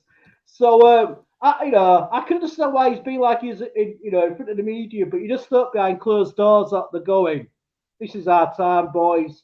You know what I mean? This is a special game, first game of the season as well. You know, let's start how we're going to continue this season and dominate. There's got to be some of that behind closed doors. I hope there is anyway. I hope that's going, oh, it's just another game, guys, and we'll do it like we usually do every week. I just want, I hope there's some sort of, board on the wall where they've got loads of press clippings and like Dan said, they showed a clip of Aaron Rodgers saying if I'd have been at Chicago when Aaron Rodgers did that, and I was sat right near the front, I probably would have been in an American prison by now. I think I would have jumped over the wall, fucking tackled him, got brought off by security guards, and that would have been me. I'd probably been still in penitentiary now. This is what I want to see from Matt Eberflus on game day in the locker room. I want to see him like walk into the locker room, look at everybody, grab the fucking chair, go and jam it underneath the handle on the door so nobody can get in. you know what I'm saying? And then just go buck fucking wild on his team. Like, listen, boys, you're not going to escape this room right now. So just listen. No, well, this sounds like that. Packers this weekend. You better beat the fucking Packers. But he says bye-bye press credential if you ask that question. I don't think so. I think it's fair if you put it under the context of Lovie Smith being the last Bears coach who had a successful run against their quote-unquote biggest rival. So if you lose on Sunday, you'll be 0-3. So isn't this – you can word it in a way that has credibility that you're not a fanboy, but considering I am a fanboy, how great would it be? Because Eberflus is just wearing T-shirts in the preseason instead of the shirts with collars or whatever. What if Eberflus walked on Soldier Field Sunday and he had a Walter Payton jersey on? Wouldn't that be? That would make me cry or something, Or even better, if he came on, he had like what Dixie used to wear in the 80s. You know, that sort of Chicago Bears jumper with bears on the front, and they came on like in a suit, like old school. You know what I mean, sort of thing. Nice suit and a Bears cap, with a B on it. But yeah, I can understand why he's in the press, but surely behind closed doors, like I said, surely they must be saying, look, this is important, guys, and surely the players must be aware as well. Because I mean, I meant to ask KB's cousin Andrew Billings. If the players actually get told the history of the club when they join the club, because obviously if you're not a Bears fan, you won't care, would you? So that'd be quite interesting if the players understand the rivalry and understand how much it means to the fans, and and because it's been so one-sided for so long. But yeah, be really yeah, pissed, man. Chris? I'm fucking fired up, man. Now I'm fired Think up, about man. this. I'm fired up. I'm ready to go, brother. Well, Chris, think about this. It's been 5 years since we've beaten them. When Mitchell beat them in 2018 and clinched the division championship was the last time that the Bears beat Green Bay. Almost 5 calendar years, December of 18. Come on, man. We got to win Sunday. We got to win. We got to win. Guys, I want to point out here, Maniac Sports here, will the Bears beat the Packers? This is a Lions fan who he has a Lions podcast who Foster has reached out to. We want to coordinate with them during Lions week to just give some back and forth banter about the matchup that week. So Maniac Sports, their show? No Don Burr involved in that one. No. I mean, does he listen to their show? Why is he always with us? I don't know. He's not with us. He's never with us. He follows other people. He stays away from here. I think he knows. Okay. That was good. So Maniac Sports, thank you for joining us as a Lions fan and being respectful. We much appreciate you. We'd love to have you on and talk Lions with you on game day week. And thank you, Foster, who just hopped in chat for arranging that. Just wanted to point that out. But seriously, the passion tonight is just, it's there, guys. We have to beat these guys. We have to beat the Packers this week. We have to, right? Fist Swifty, we have to. Pancakes. We have to. We have to win them. We have to beat them motherfuckers, Packers, man. FGB, FGB, FGB, FGB. Seriously, Dan, this is kind of like the last moment to get this shit out of your system, because the next time we talk, well, it won't be next week because it'll be after the game that you're in Chicago for. So unless you want to hop on with us on Thursday that week, I mean, it's kind of going to be foregone conclusion because we're going to be moving on to the next game. Hopefully we win the Tampa Bay game. But it's kind of, this is like your last moment to get this out of your system here. You know, hopefully we do win that game. Man, it's just been, I remember when the day I turned 13 on my birthday, we lost to Green Bay. When I turned 14 on my birthday, we lost to Green Bay. That was the night Butkus and Sayers jerseys got retired in the rain at Soldier Field, and we lost to Green Bay 33-6, if I remember correctly, with Edgar Bennett, who would later be a Bear, and Favre both running for touchdowns. It's just like, and God, during that era, we lost 10 in a row when Wani was coach, and then in 01. You know, we go 13-3. 2 of our losses were to get against the fucking Packers. 06, going to the Super Bowl. But what happens? We lose to Green Bay on New Year's Eve, and Rex is talking about wanting to go out to fucking partying or something and not giving a fuck. How about the NFC Championship game? We're going to go to the Super Bowl, right? No, our quarterback gets hurt, and they go on to win a championship. How about 2013 when you win the game, you win, you're in, and blah, blah, blah, and we have the lead. Randall Cobb gets open. Touchdown. And it's just like, how much more shit do we have to take, man? I mean, we're talking like 30 years of this fucking shit. So please, God, if they're fucking real, can we just have this one? You know, just give us this one. You want to all take a moment just to have like let's take 10 seconds of silence to pray to the football guys. Maybe it's not a Christian thing. Maybe I need to talk to Buddha or somebody, or maybe I need help from somebody else. Go to every one of them. Just conjure everyone in your mind when we take 5 seconds here to give us a quick pray. Ready?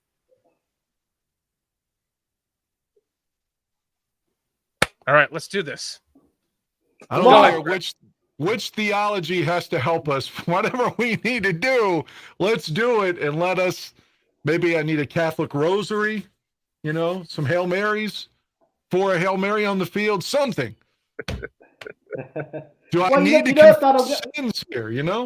You got to burn some sage. You know that I'm setting up my voodoo, my voodoo doll or my voodoo thing. So even if we go through every sort of religion, we'll go through to it to the extreme of devil worshipping. That's what we have to do to sell a soul to the devil.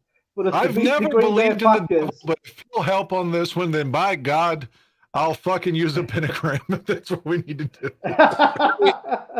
So, Chris, here's what we have to do to make a voodoo doll. We have to go up to Green Bay and like take something from Lambeau Field. You have to make the voodoo doll out of that item that you take from there. Yeah.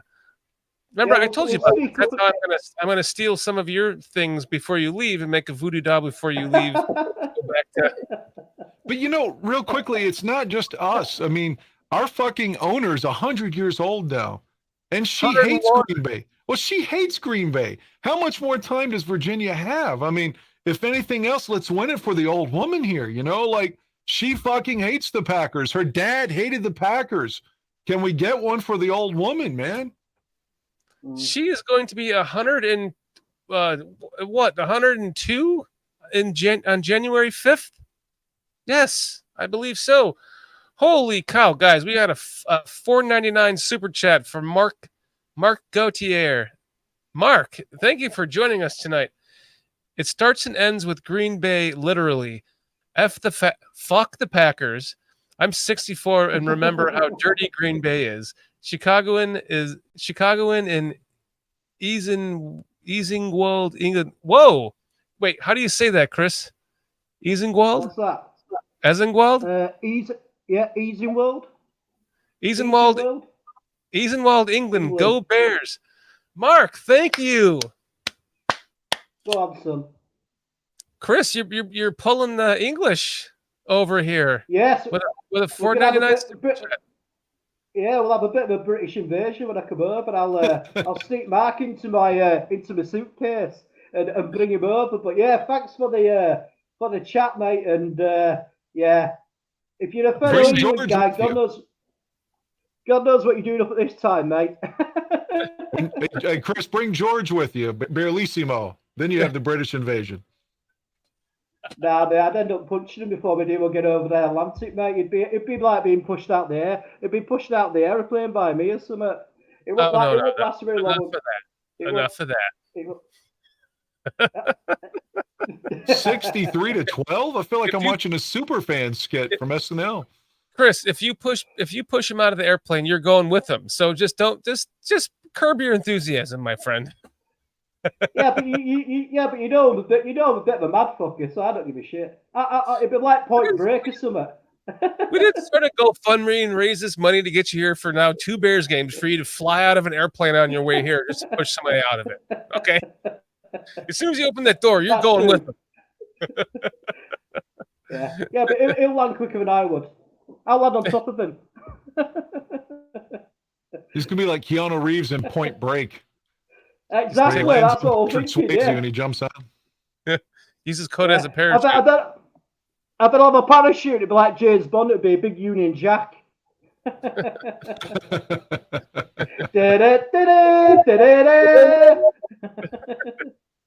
Just like parachute right down in the soldier field. See, I want you to be more like Austin Powers and get laid. Oh, I do. It's been that long, Dan, that sometimes I look at a hole in the wall and I fancy it. We got to solve your problems, man. Mate, I've got too many problems, brother. You don't want to go into my head, mate, because you'll never come out the same again. We got to get you laid in America is what I'm saying. It's got to happen. Oh, right. Oh, yeah, it'll happen now. I'll just give a bit of the Austin Powers and a bit of the old James Bond and say that I know the Queen and all that sort of shit. Guys, we have some new guys here in chat here. This is awesome. Dean Allen says, our run defense will be the difference in this game. I hope you are correct. And then he goes on to say, fuck Green Bay, FGB. Thanks for joining us, Dean Allen. Great to see you for the first time. This is awesome whenever we get to see new people in chat. Love you guys, man. Thanks for joining us. I agree. Yeah, so do I. Don't mean to interrupt you guys. It's just always fun to see. You look up here and see all these new people in chat. I love it. It's like Mark Gautier from England and Dean Allen. Awesome stuff. What are you doing over there, Chris? Is Dean Allen? Are you from England too? Are you part of the Chris persuasion I just want to know how come they're all up at 4:45 in the morning. That's what I want to know. What they're all doing? Can They're I getting up answer for that, please? Yeah, They're probably. getting up for work. Like, what's going on here? This says live. I'm trying to brush my teeth. They're like listening while they're taking a shower. Do you guys have? It's better when you tweet me, Dan, and I know that you tweet me and you're having a shit at the same time. Yeah. Every time I ever get a tweet from you, I just think, I bet Dan's just had a shit. One time I told him I was taking a shit when I was tweeting him. I was like, that was probably too much information.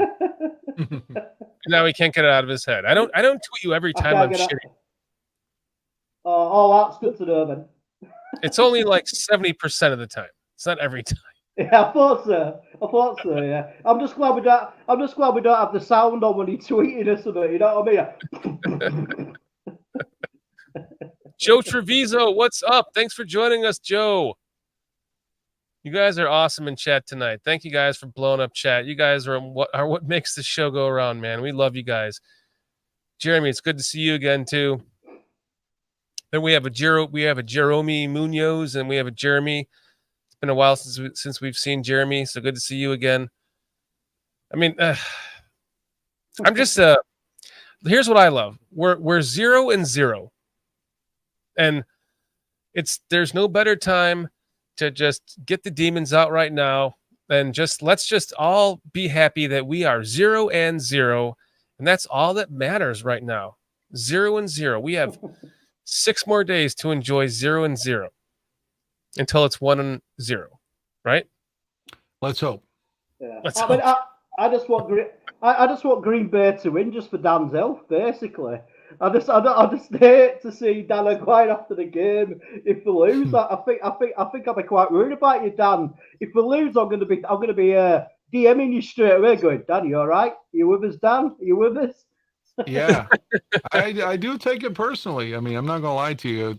Like, this game matters more than the other ones on this. I know that sounds stupid.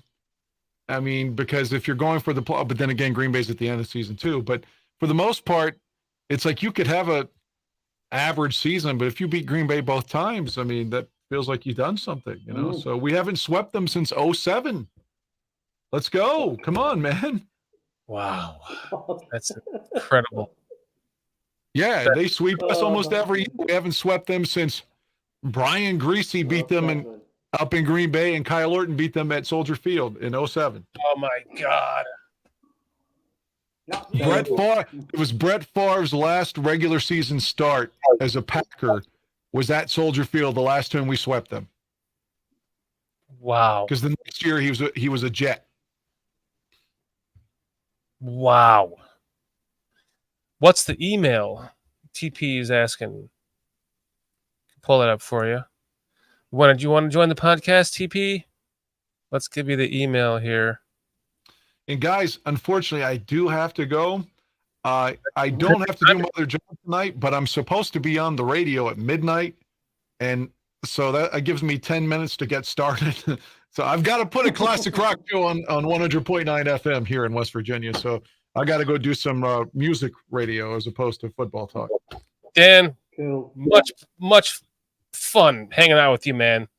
As always. Yeah, I feel the same way, and maybe I can do a drop in on my cell phone or something next week. You know. Yeah, we'll be 1-0. 1-0. Yeah, come on, baby. Let's do it, man. All right, Chris, I love you, brother. I get to see you in October. You, Can't wait. Yeah. Dan, I get to see you in October too. It's gonna be great. Yeah. Love you, Dan. Can't wait to meet up with you, mate. Take care. All right, you all. We're going for one. We're 1-0 next week. We're 1-0. 1-0, Dan. Let's do it. Let's do it, mate. Let's do it. All right, we'll guys. see you, brother. Gotta go. See you later. Take care, mate. Love you, man. We've got Walt in the show. Walt's coming in. Walt, hop in. I gotta take a leak. I'm way past my leak time. Oh, what's up, You guys? gotta switch the screen. There you Yeah. go. So what'd I miss? It'd be boring if I just have to talk. All right, Walt. How you doing, mate? What's going on, Chris? How's it over there across the pond? It's early in the morning, mate. 10 to 5 in the morning. But apart from that, we're doing all right, mate. We're doing all right. What's your feelings about the game coming up this week, Walt? I'm ready for a victory. Yeah. It doesn't matter who it is. It just happens to be Green Bay, so we're looking good. Yeah. Everyone's like, We "Oh, don't- the don't- rivalry, don't- we gotta beat them." Yeah, you're right. I think as well, if we do beat them, it's like the logical next step in it for the team, really. If we do beat them up, beating the third. But like I always think as well, though, that first week of the season, just sort of send out some weird results. So we never know. But hey, Mr.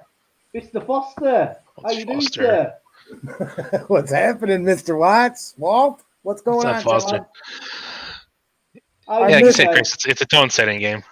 I missed the whole show, guys. I was doing stuff. you're right. Sorry, but came to say hi, Chris. Oh, it's all right, mate.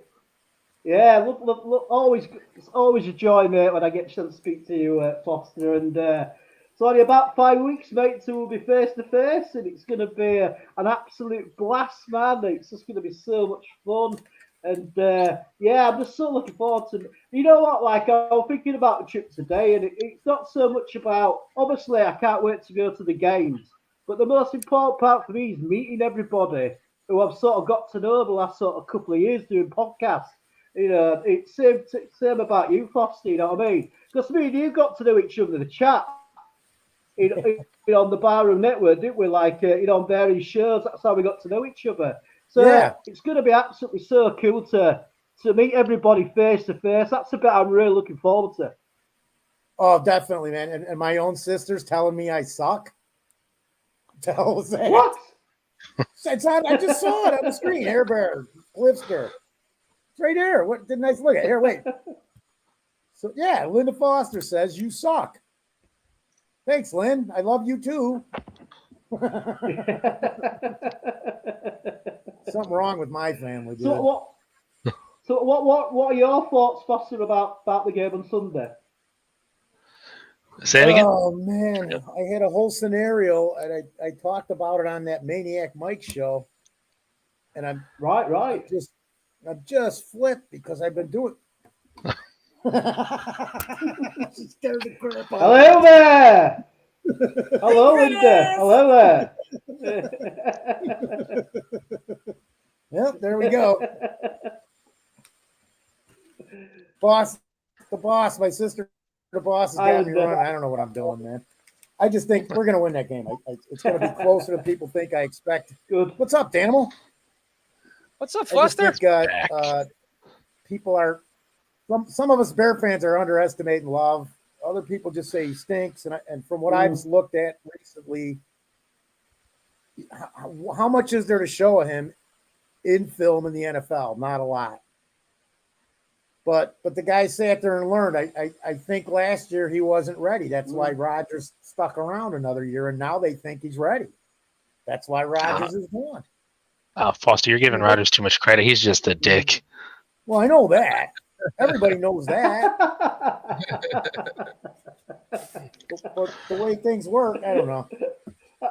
Like I said, I shouldn't even have hopped on here, guys, because I've been running all day and I'm sweaty and I was getting all this What do you mean you shouldn't have hopped on here? Of course you should have. Thanks for hopping on, Foster. No problem, man. I was hanging out with Maniac Mike. Those guys are fun. We got to definitely get them on there. Yeah, I saw him in chat. That was dude. Foster is our manager. He's what's your title? We called you insane dude. No, you're the media relations manager, Foster. We're gonna crash and burn, dude. And I'll drive us right there too.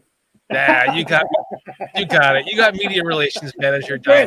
Chris, man, we'll go down having a lot of fun, but I'm going to drive us right off the cliff, and everybody's in the school bus. And I'm not the Cliff Victoria; it's a literal cliff. We might run Cliff over on the way off my life. That sounds like my normal everyday life, the mate. Bears are going to win this? Sorry, Watsy.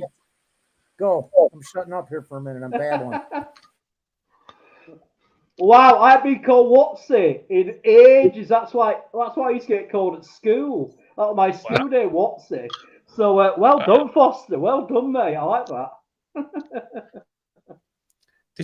Foster? Did you hear that early in the show, I driving. So we're in Florida now. So driving down here, Cliff called me, Cliff Victoria, and offered me a ticket to the Tampa Bay Bucks game.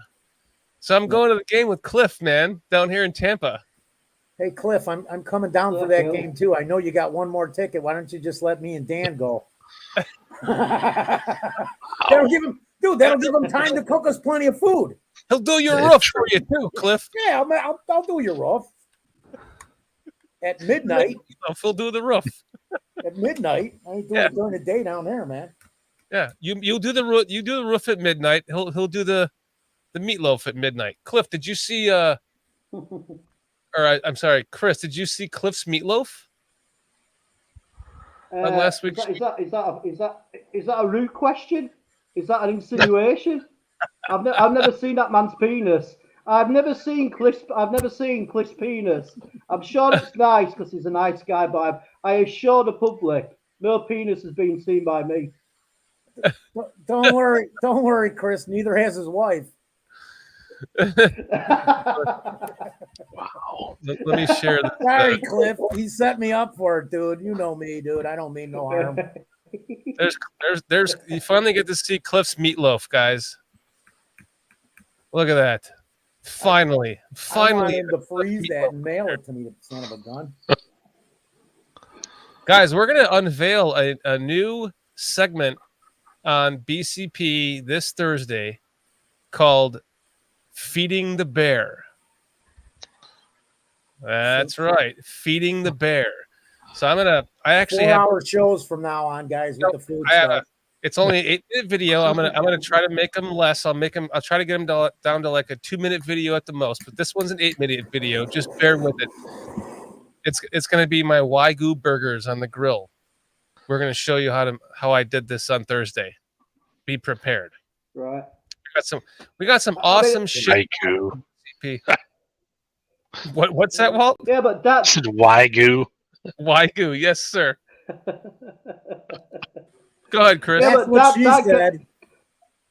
I was just going to say, Dan, can it surpass my my tea of a can of baked beans on a slice of white bread? Can it surely beat that, Dan? Yes, it can. Make me want to show it now. Wagyu,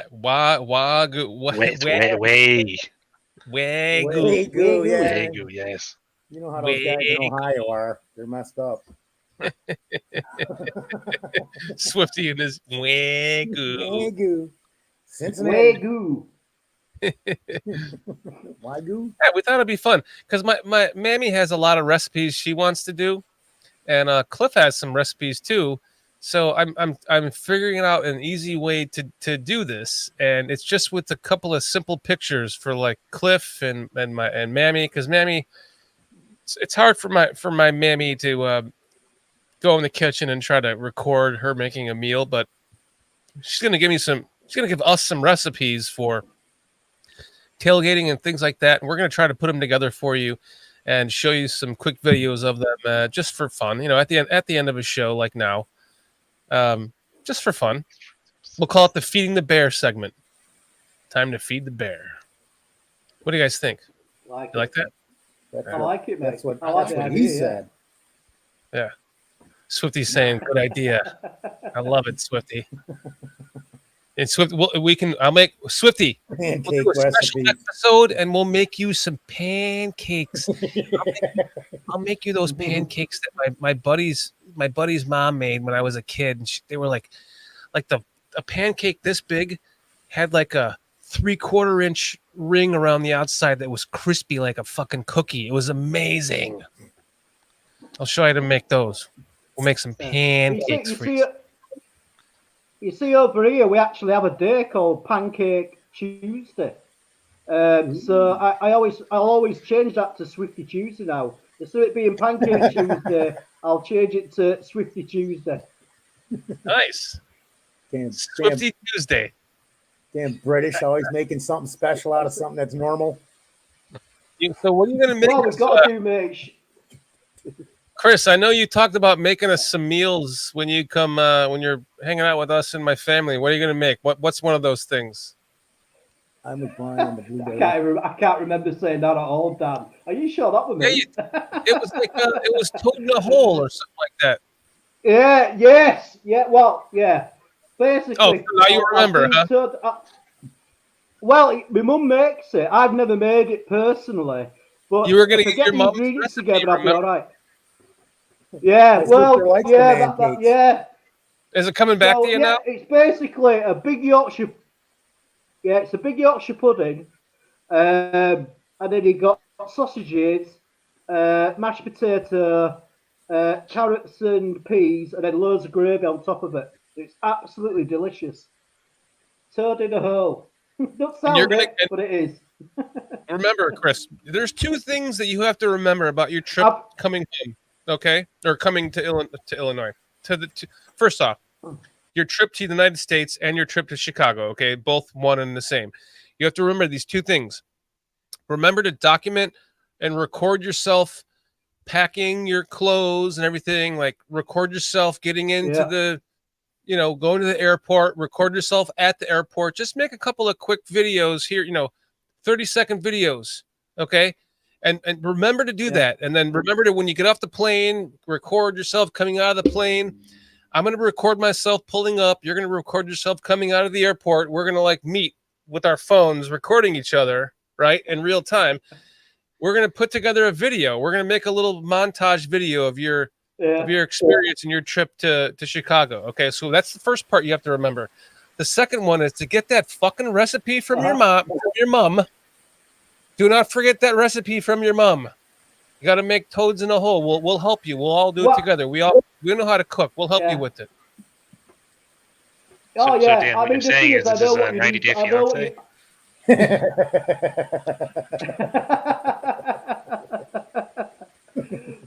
Fucking Walt's dry, man. I love Walt. Your sense of humor is so dry and like fits right, deadpan. It's amazing. I love it.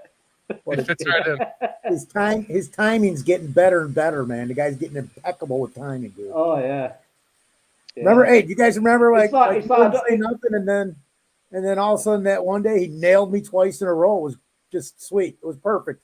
Like we set it up for him, like it was all planned. He pulled a PJ, man. He just That's what we knew. That's what we knew.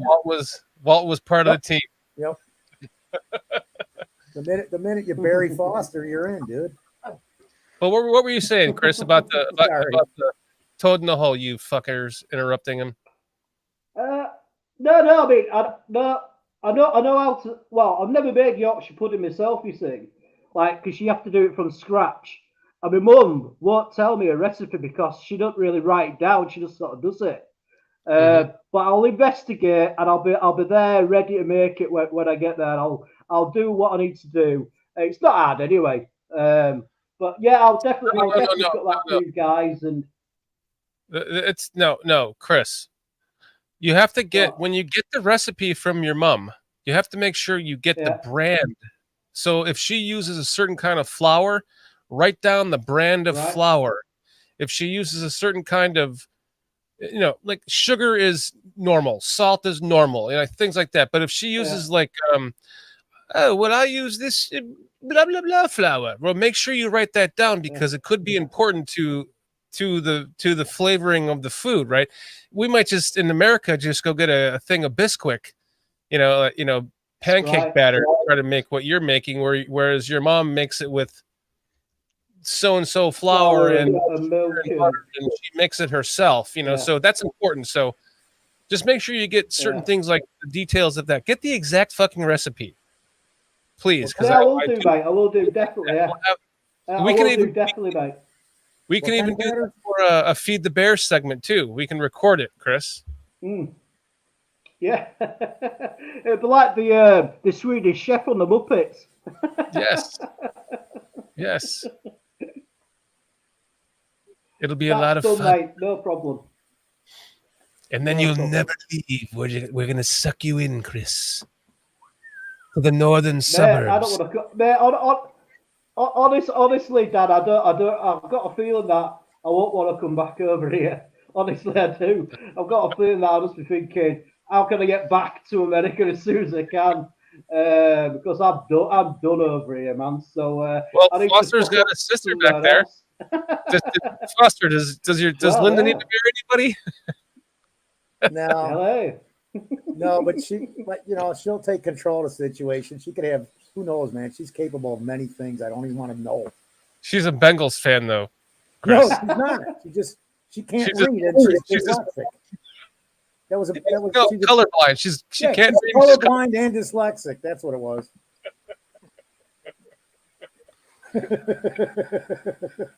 It's that number one Bears fan, and she's got a Bengals jersey on, man. You guys know how my family works. That's good stuff. No, Chris. Oh, When yeah, you guys there you come out to the States. You, Foster, and whoever's here, come to my house. I'll cook you guys something good. Oh, some Jello, some fish Jello. Yep, fish Jello and catfish and spaghetti too. PJs, man. Wait a minute now. Hold on. Hold on now. If you actually did that, what we'd also have. If we had Hold on like now. 5 minutes, was all eating it. Walt, you was going PJ. so good, but you had to mess it up, bro. Dog, bro. That's all I gotta say. Walt, you with me. That's all I gotta say. But you know what though, Chris? I got to take him to Gene and Jude's. Dan, he's got to go to Gene and Jude's. You think? What's that? Gene and Jude's. I've never been there. What? What is it? A steakhouse? No, they only sell hot dogs, French fries, and tamales since 1947. Gene and Jude's. You've never heard of them? No, but take him there. Yes, in fact. Wow. Foster, we're planning a day where we come down there and do the river tour, so we can, if you want, Walt, PJ, if you guys want to plan and come up with us and we can meet that day, that'd be awesome. We're gonna try to break it up with Chris to where we do like a day thing, and then we're gonna go do maybe the day thing. We'll do like Uno's Pizza or something during the day thing, and then we're gonna do a night thing where we go for like maybe Wrigleyville and maybe go to like Kingston Mines, take him out to a blues place or so. He wants to go to like a real blues place, but what's the one guy's place? Chris, you know who to hang with, right? For all this stuff, dude. Buddy guy. It seems like a distance, like the south. It's more on the south side of the city to go to Buddy Guys. So if we go to like Kingston Mines in that area, right, we still get some decent food. What do you think, Foster? Oh yeah. But I like some of the places, man. There's only one place that has stuff, and Gene and Jude's is one of them. And then there's stuff that I got better place to go than Uno's, man. I mean, just no, we're taking them to Uno's, but we can definitely do June and Jude's thing, or you guys can. That would be. But it'd be cool if we could all meet up for like the river tour day, We can all hang out and do the river tour thing. Hit up the Hancock building and do the tilt over the city. Oh yeah, you should go out on the glass ledge too. Oh fuck that! Yeah, I've seen that, man. I've seen that. Yeah, it looks. I think I saw that. I think the Bears took the rookies to it a couple of years ago, and they filmed it. And I don't know. I think I'll be all right, man. But I don't know what I'm like about heights. I might just sort of freeze up when we get to the top floor and cling onto somebody's leg. But I have seen the view from that building, and it absolutely looks amazing. Yeah. I've worked 200 feet in the air on a tower, dude. And when I go on that stupid clear box and look down, I get dizzy from looking down to the city. Man. Oh, wow. And like I said, I've been up pretty high, just hanging with 3 ropes in the middle of nowhere at 2 a.m. in the winter. And that scares me more than hanging off a water tower, dude. Just because I don't know the depth, whatever the depth is, it's like vertigo type stuff. I'm like, whoa. Yeah. I suppose it's your mind going that you shouldn't really be studying. You shouldn't really be able to see this view without dying. I suppose that's what's going on. Exactly. My wife wants me to do the roller coaster thing on the Stratosphere in Las Vegas, where they drop you off the side of the. I'm like, nope, not doing it. Never gonna do it. No, all right. When I You're was too old 25, now for that, man. Yeah, when I was 25, I would have jumped out of a fucking airplane with a parachute. Nope, not anymore. There's another one Bearski's bringing up that I've talked about. Harlow's Grill. That's another one, man, because they've been around. Man, I think that place has been there since the 30s or the 40s, dude. Yeah, well, he'll be It's up just there. a little grill, but like I love going over there and getting a double cheeseburger, and they just load. That's what he was talking about. He was talking about like some bar food, kind of a good bar food place too. You know. That's why I said, man, you Chris, He'll be up there. You know the guy who knows all that stuff.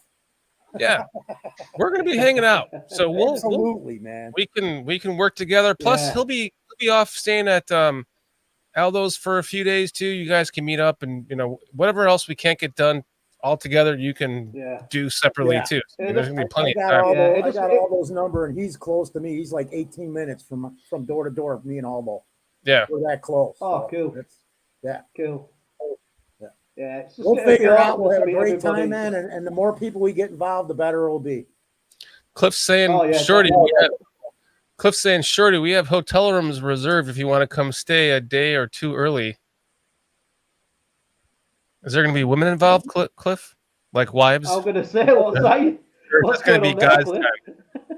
I should just drive By down. that I mean, no, I don't mean like for 2 days, man. Is that okay? I'm not trying to be a gay thing. I just mean like, are we going to be away from our wives? Can we hang out as guys? Because I might do that. I might come up there Saturday. Let me just say something real quick. No. Real quick. Tell him, Pete. Tell him, Pete.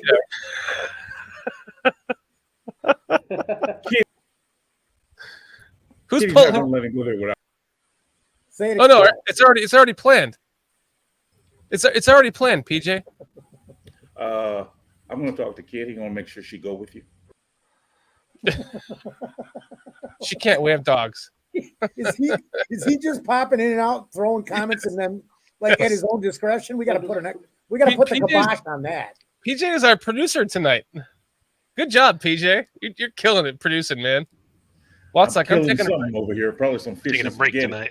Are you taking some notes from that, Walt? That's how you pop in and out, you know? You tell him, Walt. Fucking Walt got his own style, bro. Well, just gone fuck it tonight. Just fuck it. Swifty PJ's removing himself, man. We can't help what's going on. He's doing it to himself, all of it, purposely. And for the record, I do not do it to myself, Foster. I do not do it to myself. Yes, you do. Yes, you do. Yes, you do. No. Come on, you never. Come on. Jeez, a man that can't admit that he's ever masturbated is just. Come on, PJ. Nope, he's not going to admit it. I don't touch myself. Is that your motto? I don't touch myself. Yeah. I don't want you to know I don't touch myself. When Dan thinks about anybody, he touches himself. I'm touching myself right now. She said, "What?" You guys, seriously, you guys are awesome. I love you guys, man, with all my heart. Thank all you guys for hanging out with us tonight. Everyone in chat, Walt, Foster, Chris, PJ, Dan Aguirre. I mean, all you guys are what the whole reason why all of us do this, man. Seriously, this is a lot of fun. Let's talk about what's coming up here in the next week or two for BCP. So next Thursday we have 3 Point Stands podcast coming on. Swifty's going to join us as well, and then this coming Sunday, I'm not sure if I'm doing the PSF game for the Packers. But if I do, let's just assume I do. We're gonna do a pregame here on BCP with Swifty, and then after the game, we're gonna come back here and watch the press conference together with Swifty. All hang out and watch the press conference because everyone wants to watch the press conference after the game. That's the most fun part after the game. You're waiting for the responses, right? And then next week, the week after that, the 14th. September 14th, we're having actor, comedian, Matt Walsh on the show. And also one of his buddies who I got the contact from, his name is James Underdown. And guys, this is crazy. I have to actually show you this. Before I do that, I want to pull up the image of Matt Walsh just so everybody knows who he is. Let's see here. Matt Walsh, he's been in many different things. He was in Old School. He's been in the show Veep. He was in The Hangover. He's been in so many movies I can't even remember all of them. And this is Matt Walsh. This not the bearded guy, but this guy right here. He's been in so many things. He is a riot. I met him at a Bears game many years ago, and we're gonna have a lot of fun with him. And he's gonna have James. We're gonna have James Underdown, his buddy. I learned that these guys did a podcast together, guys, called the Bear Down Podcast, and they actually have a website for it. You can see here, and this is 10 years ago in 2013. They were doing a podcast together. This one says here that Horatio Sands was on it, Matt Walsh, James Underdown plays a character called Fireman Pete, which I guess is supposed to, like, they both were talking about how funny this is. We are going to have a fucking blast with these actor comedians on the show, guys. It is going to be an absolute blast in a week and a half from now. Actually, yeah, a week and a half from now. It's going to be an absolute blast. So make sure that you stay tuned for that. Make sure that you tell your friends and like and subscribe and set your notifications, because we've got a lot of fun, awesome shit coming up here. I shouldn't say shit, stuff. Awesome, fun stuff coming up here on BCP. We can all look forward to. We're gonna have some fun, man. It's not gonna be shit. It's gonna be fun. The season is about to start, so we're gonna have fun, man. Nothing but fun. We're here to have fun with you guys. Any rebuttals to that? Nothing. No, I like fun. Muted I like fun. Fun likes me. We don't do fun here, man. This is a serious beer show, dude. I don't know what you're talking about. Yeah, we're all about analytics and making sure we get our numbers correct and giving you the proper stats. There's no room for fun here, Dan. We just watch tape. Yeah, that's it. Shorty, Swifty, we're taking over, dude. You're done. You're done. The tape always lies. Yes. The tape never tells the truth or the whole story, damn it. Remember that. Only believe half of what you see. The tape is solid. The tape never tells the whole story. I love it, Foster. There you go. I wanted to thank Maniac Mike for letting me ruin 7 hours of his show last night. So thanks, Mike. Honestly, the guy was on for like 7 hours and 29 minutes. It's the middle of the night. I'm looking through, just going. I'm like, oh man, let me see what this dude's talking about. He's talking about the Lions and stuff, and nice conversation. Nothing too detailed, but we're getting just some information about what he thinks, how the Lions are going to do and stuff. So I'm like, all right, I'm going to start being my smart ass self. So I do that. Next thing I know, he's like, dude, why don't you come on the show? I just put a link in there. Yeah, I'll pop on for 20 minutes. Like the next morning, I got off the show.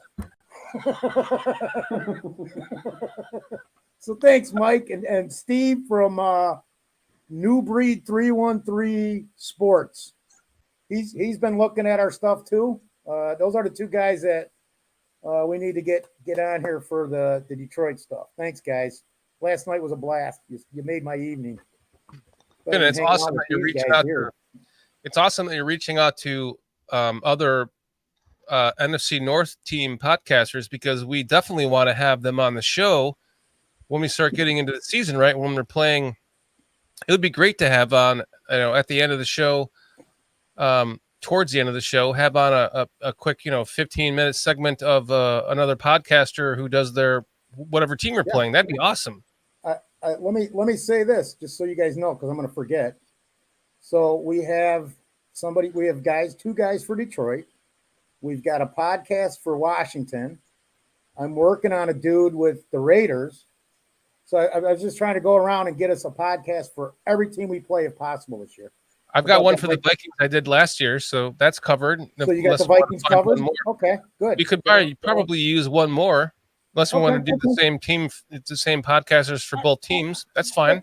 That's why I was kind of like with these guys, with Tim and Steve.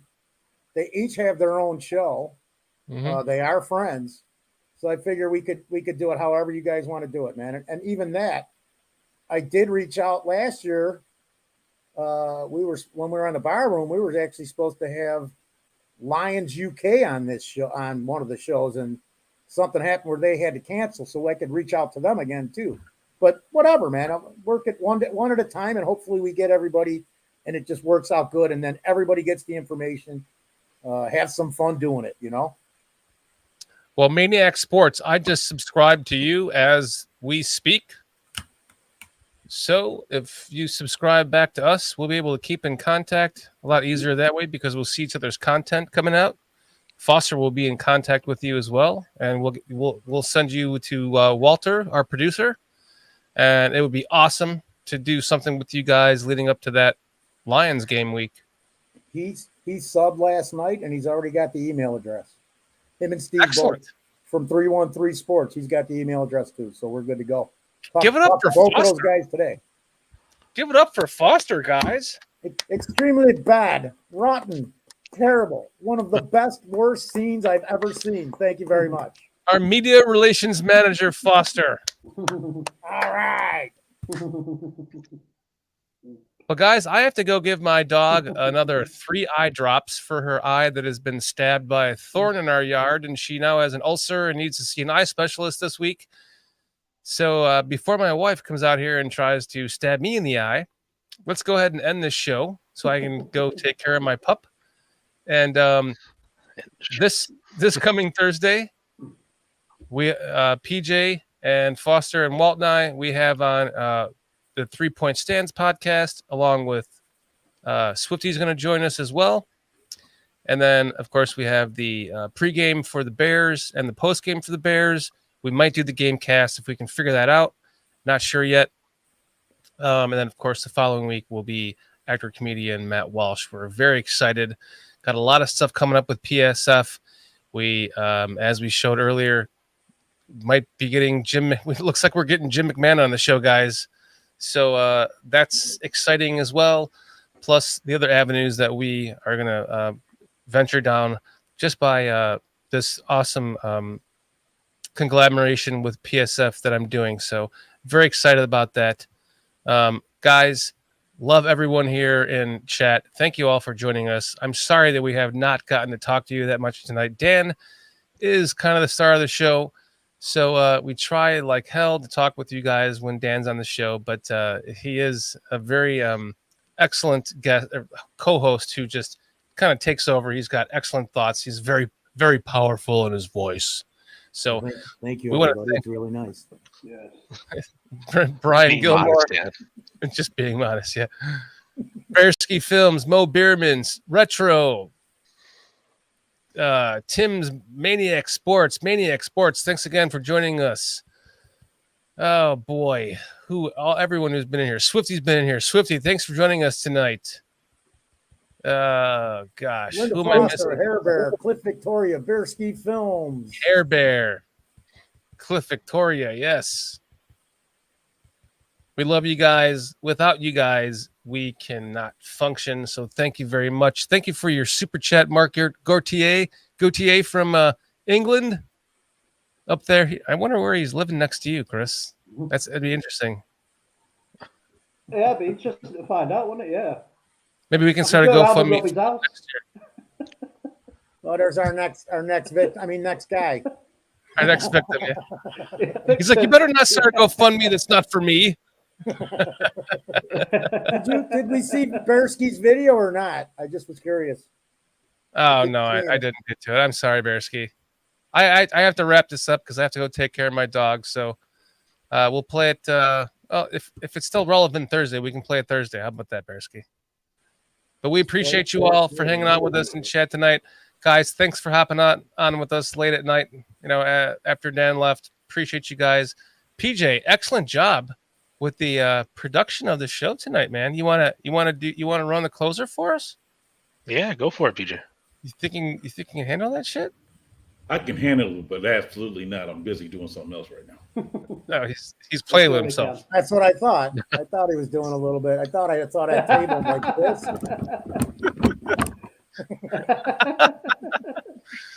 Well, Walt, you got this then? Yeah, I guess I'll run it. I got it, dude. I could do it. No, I got it, man. No I problem. fail every time. Yeah, we don't give need it- that. No. We're trying to run a serious Right. show here, Foster. No, go ahead, dude. I'm messing around. Chris, thanks for hanging out with us tonight. You have any last parting words? That's it. Not really, no. Fair enough. See We'll you see you later. guys. No. We will see. If for anyone who has an Apple phone, because Android is not currently available yet for PSF, Lester Wiltfong and I are doing kind of a quick trial run tomorrow night at 7 p.m. Eastern time. If you want to hop on the PSF app. Other than that, we will see you guys this Thursday. Thank you so much for hanging out with us. We love you guys. On a 1, 2, 3, ready? 1, 2, 3. Bears. Bears.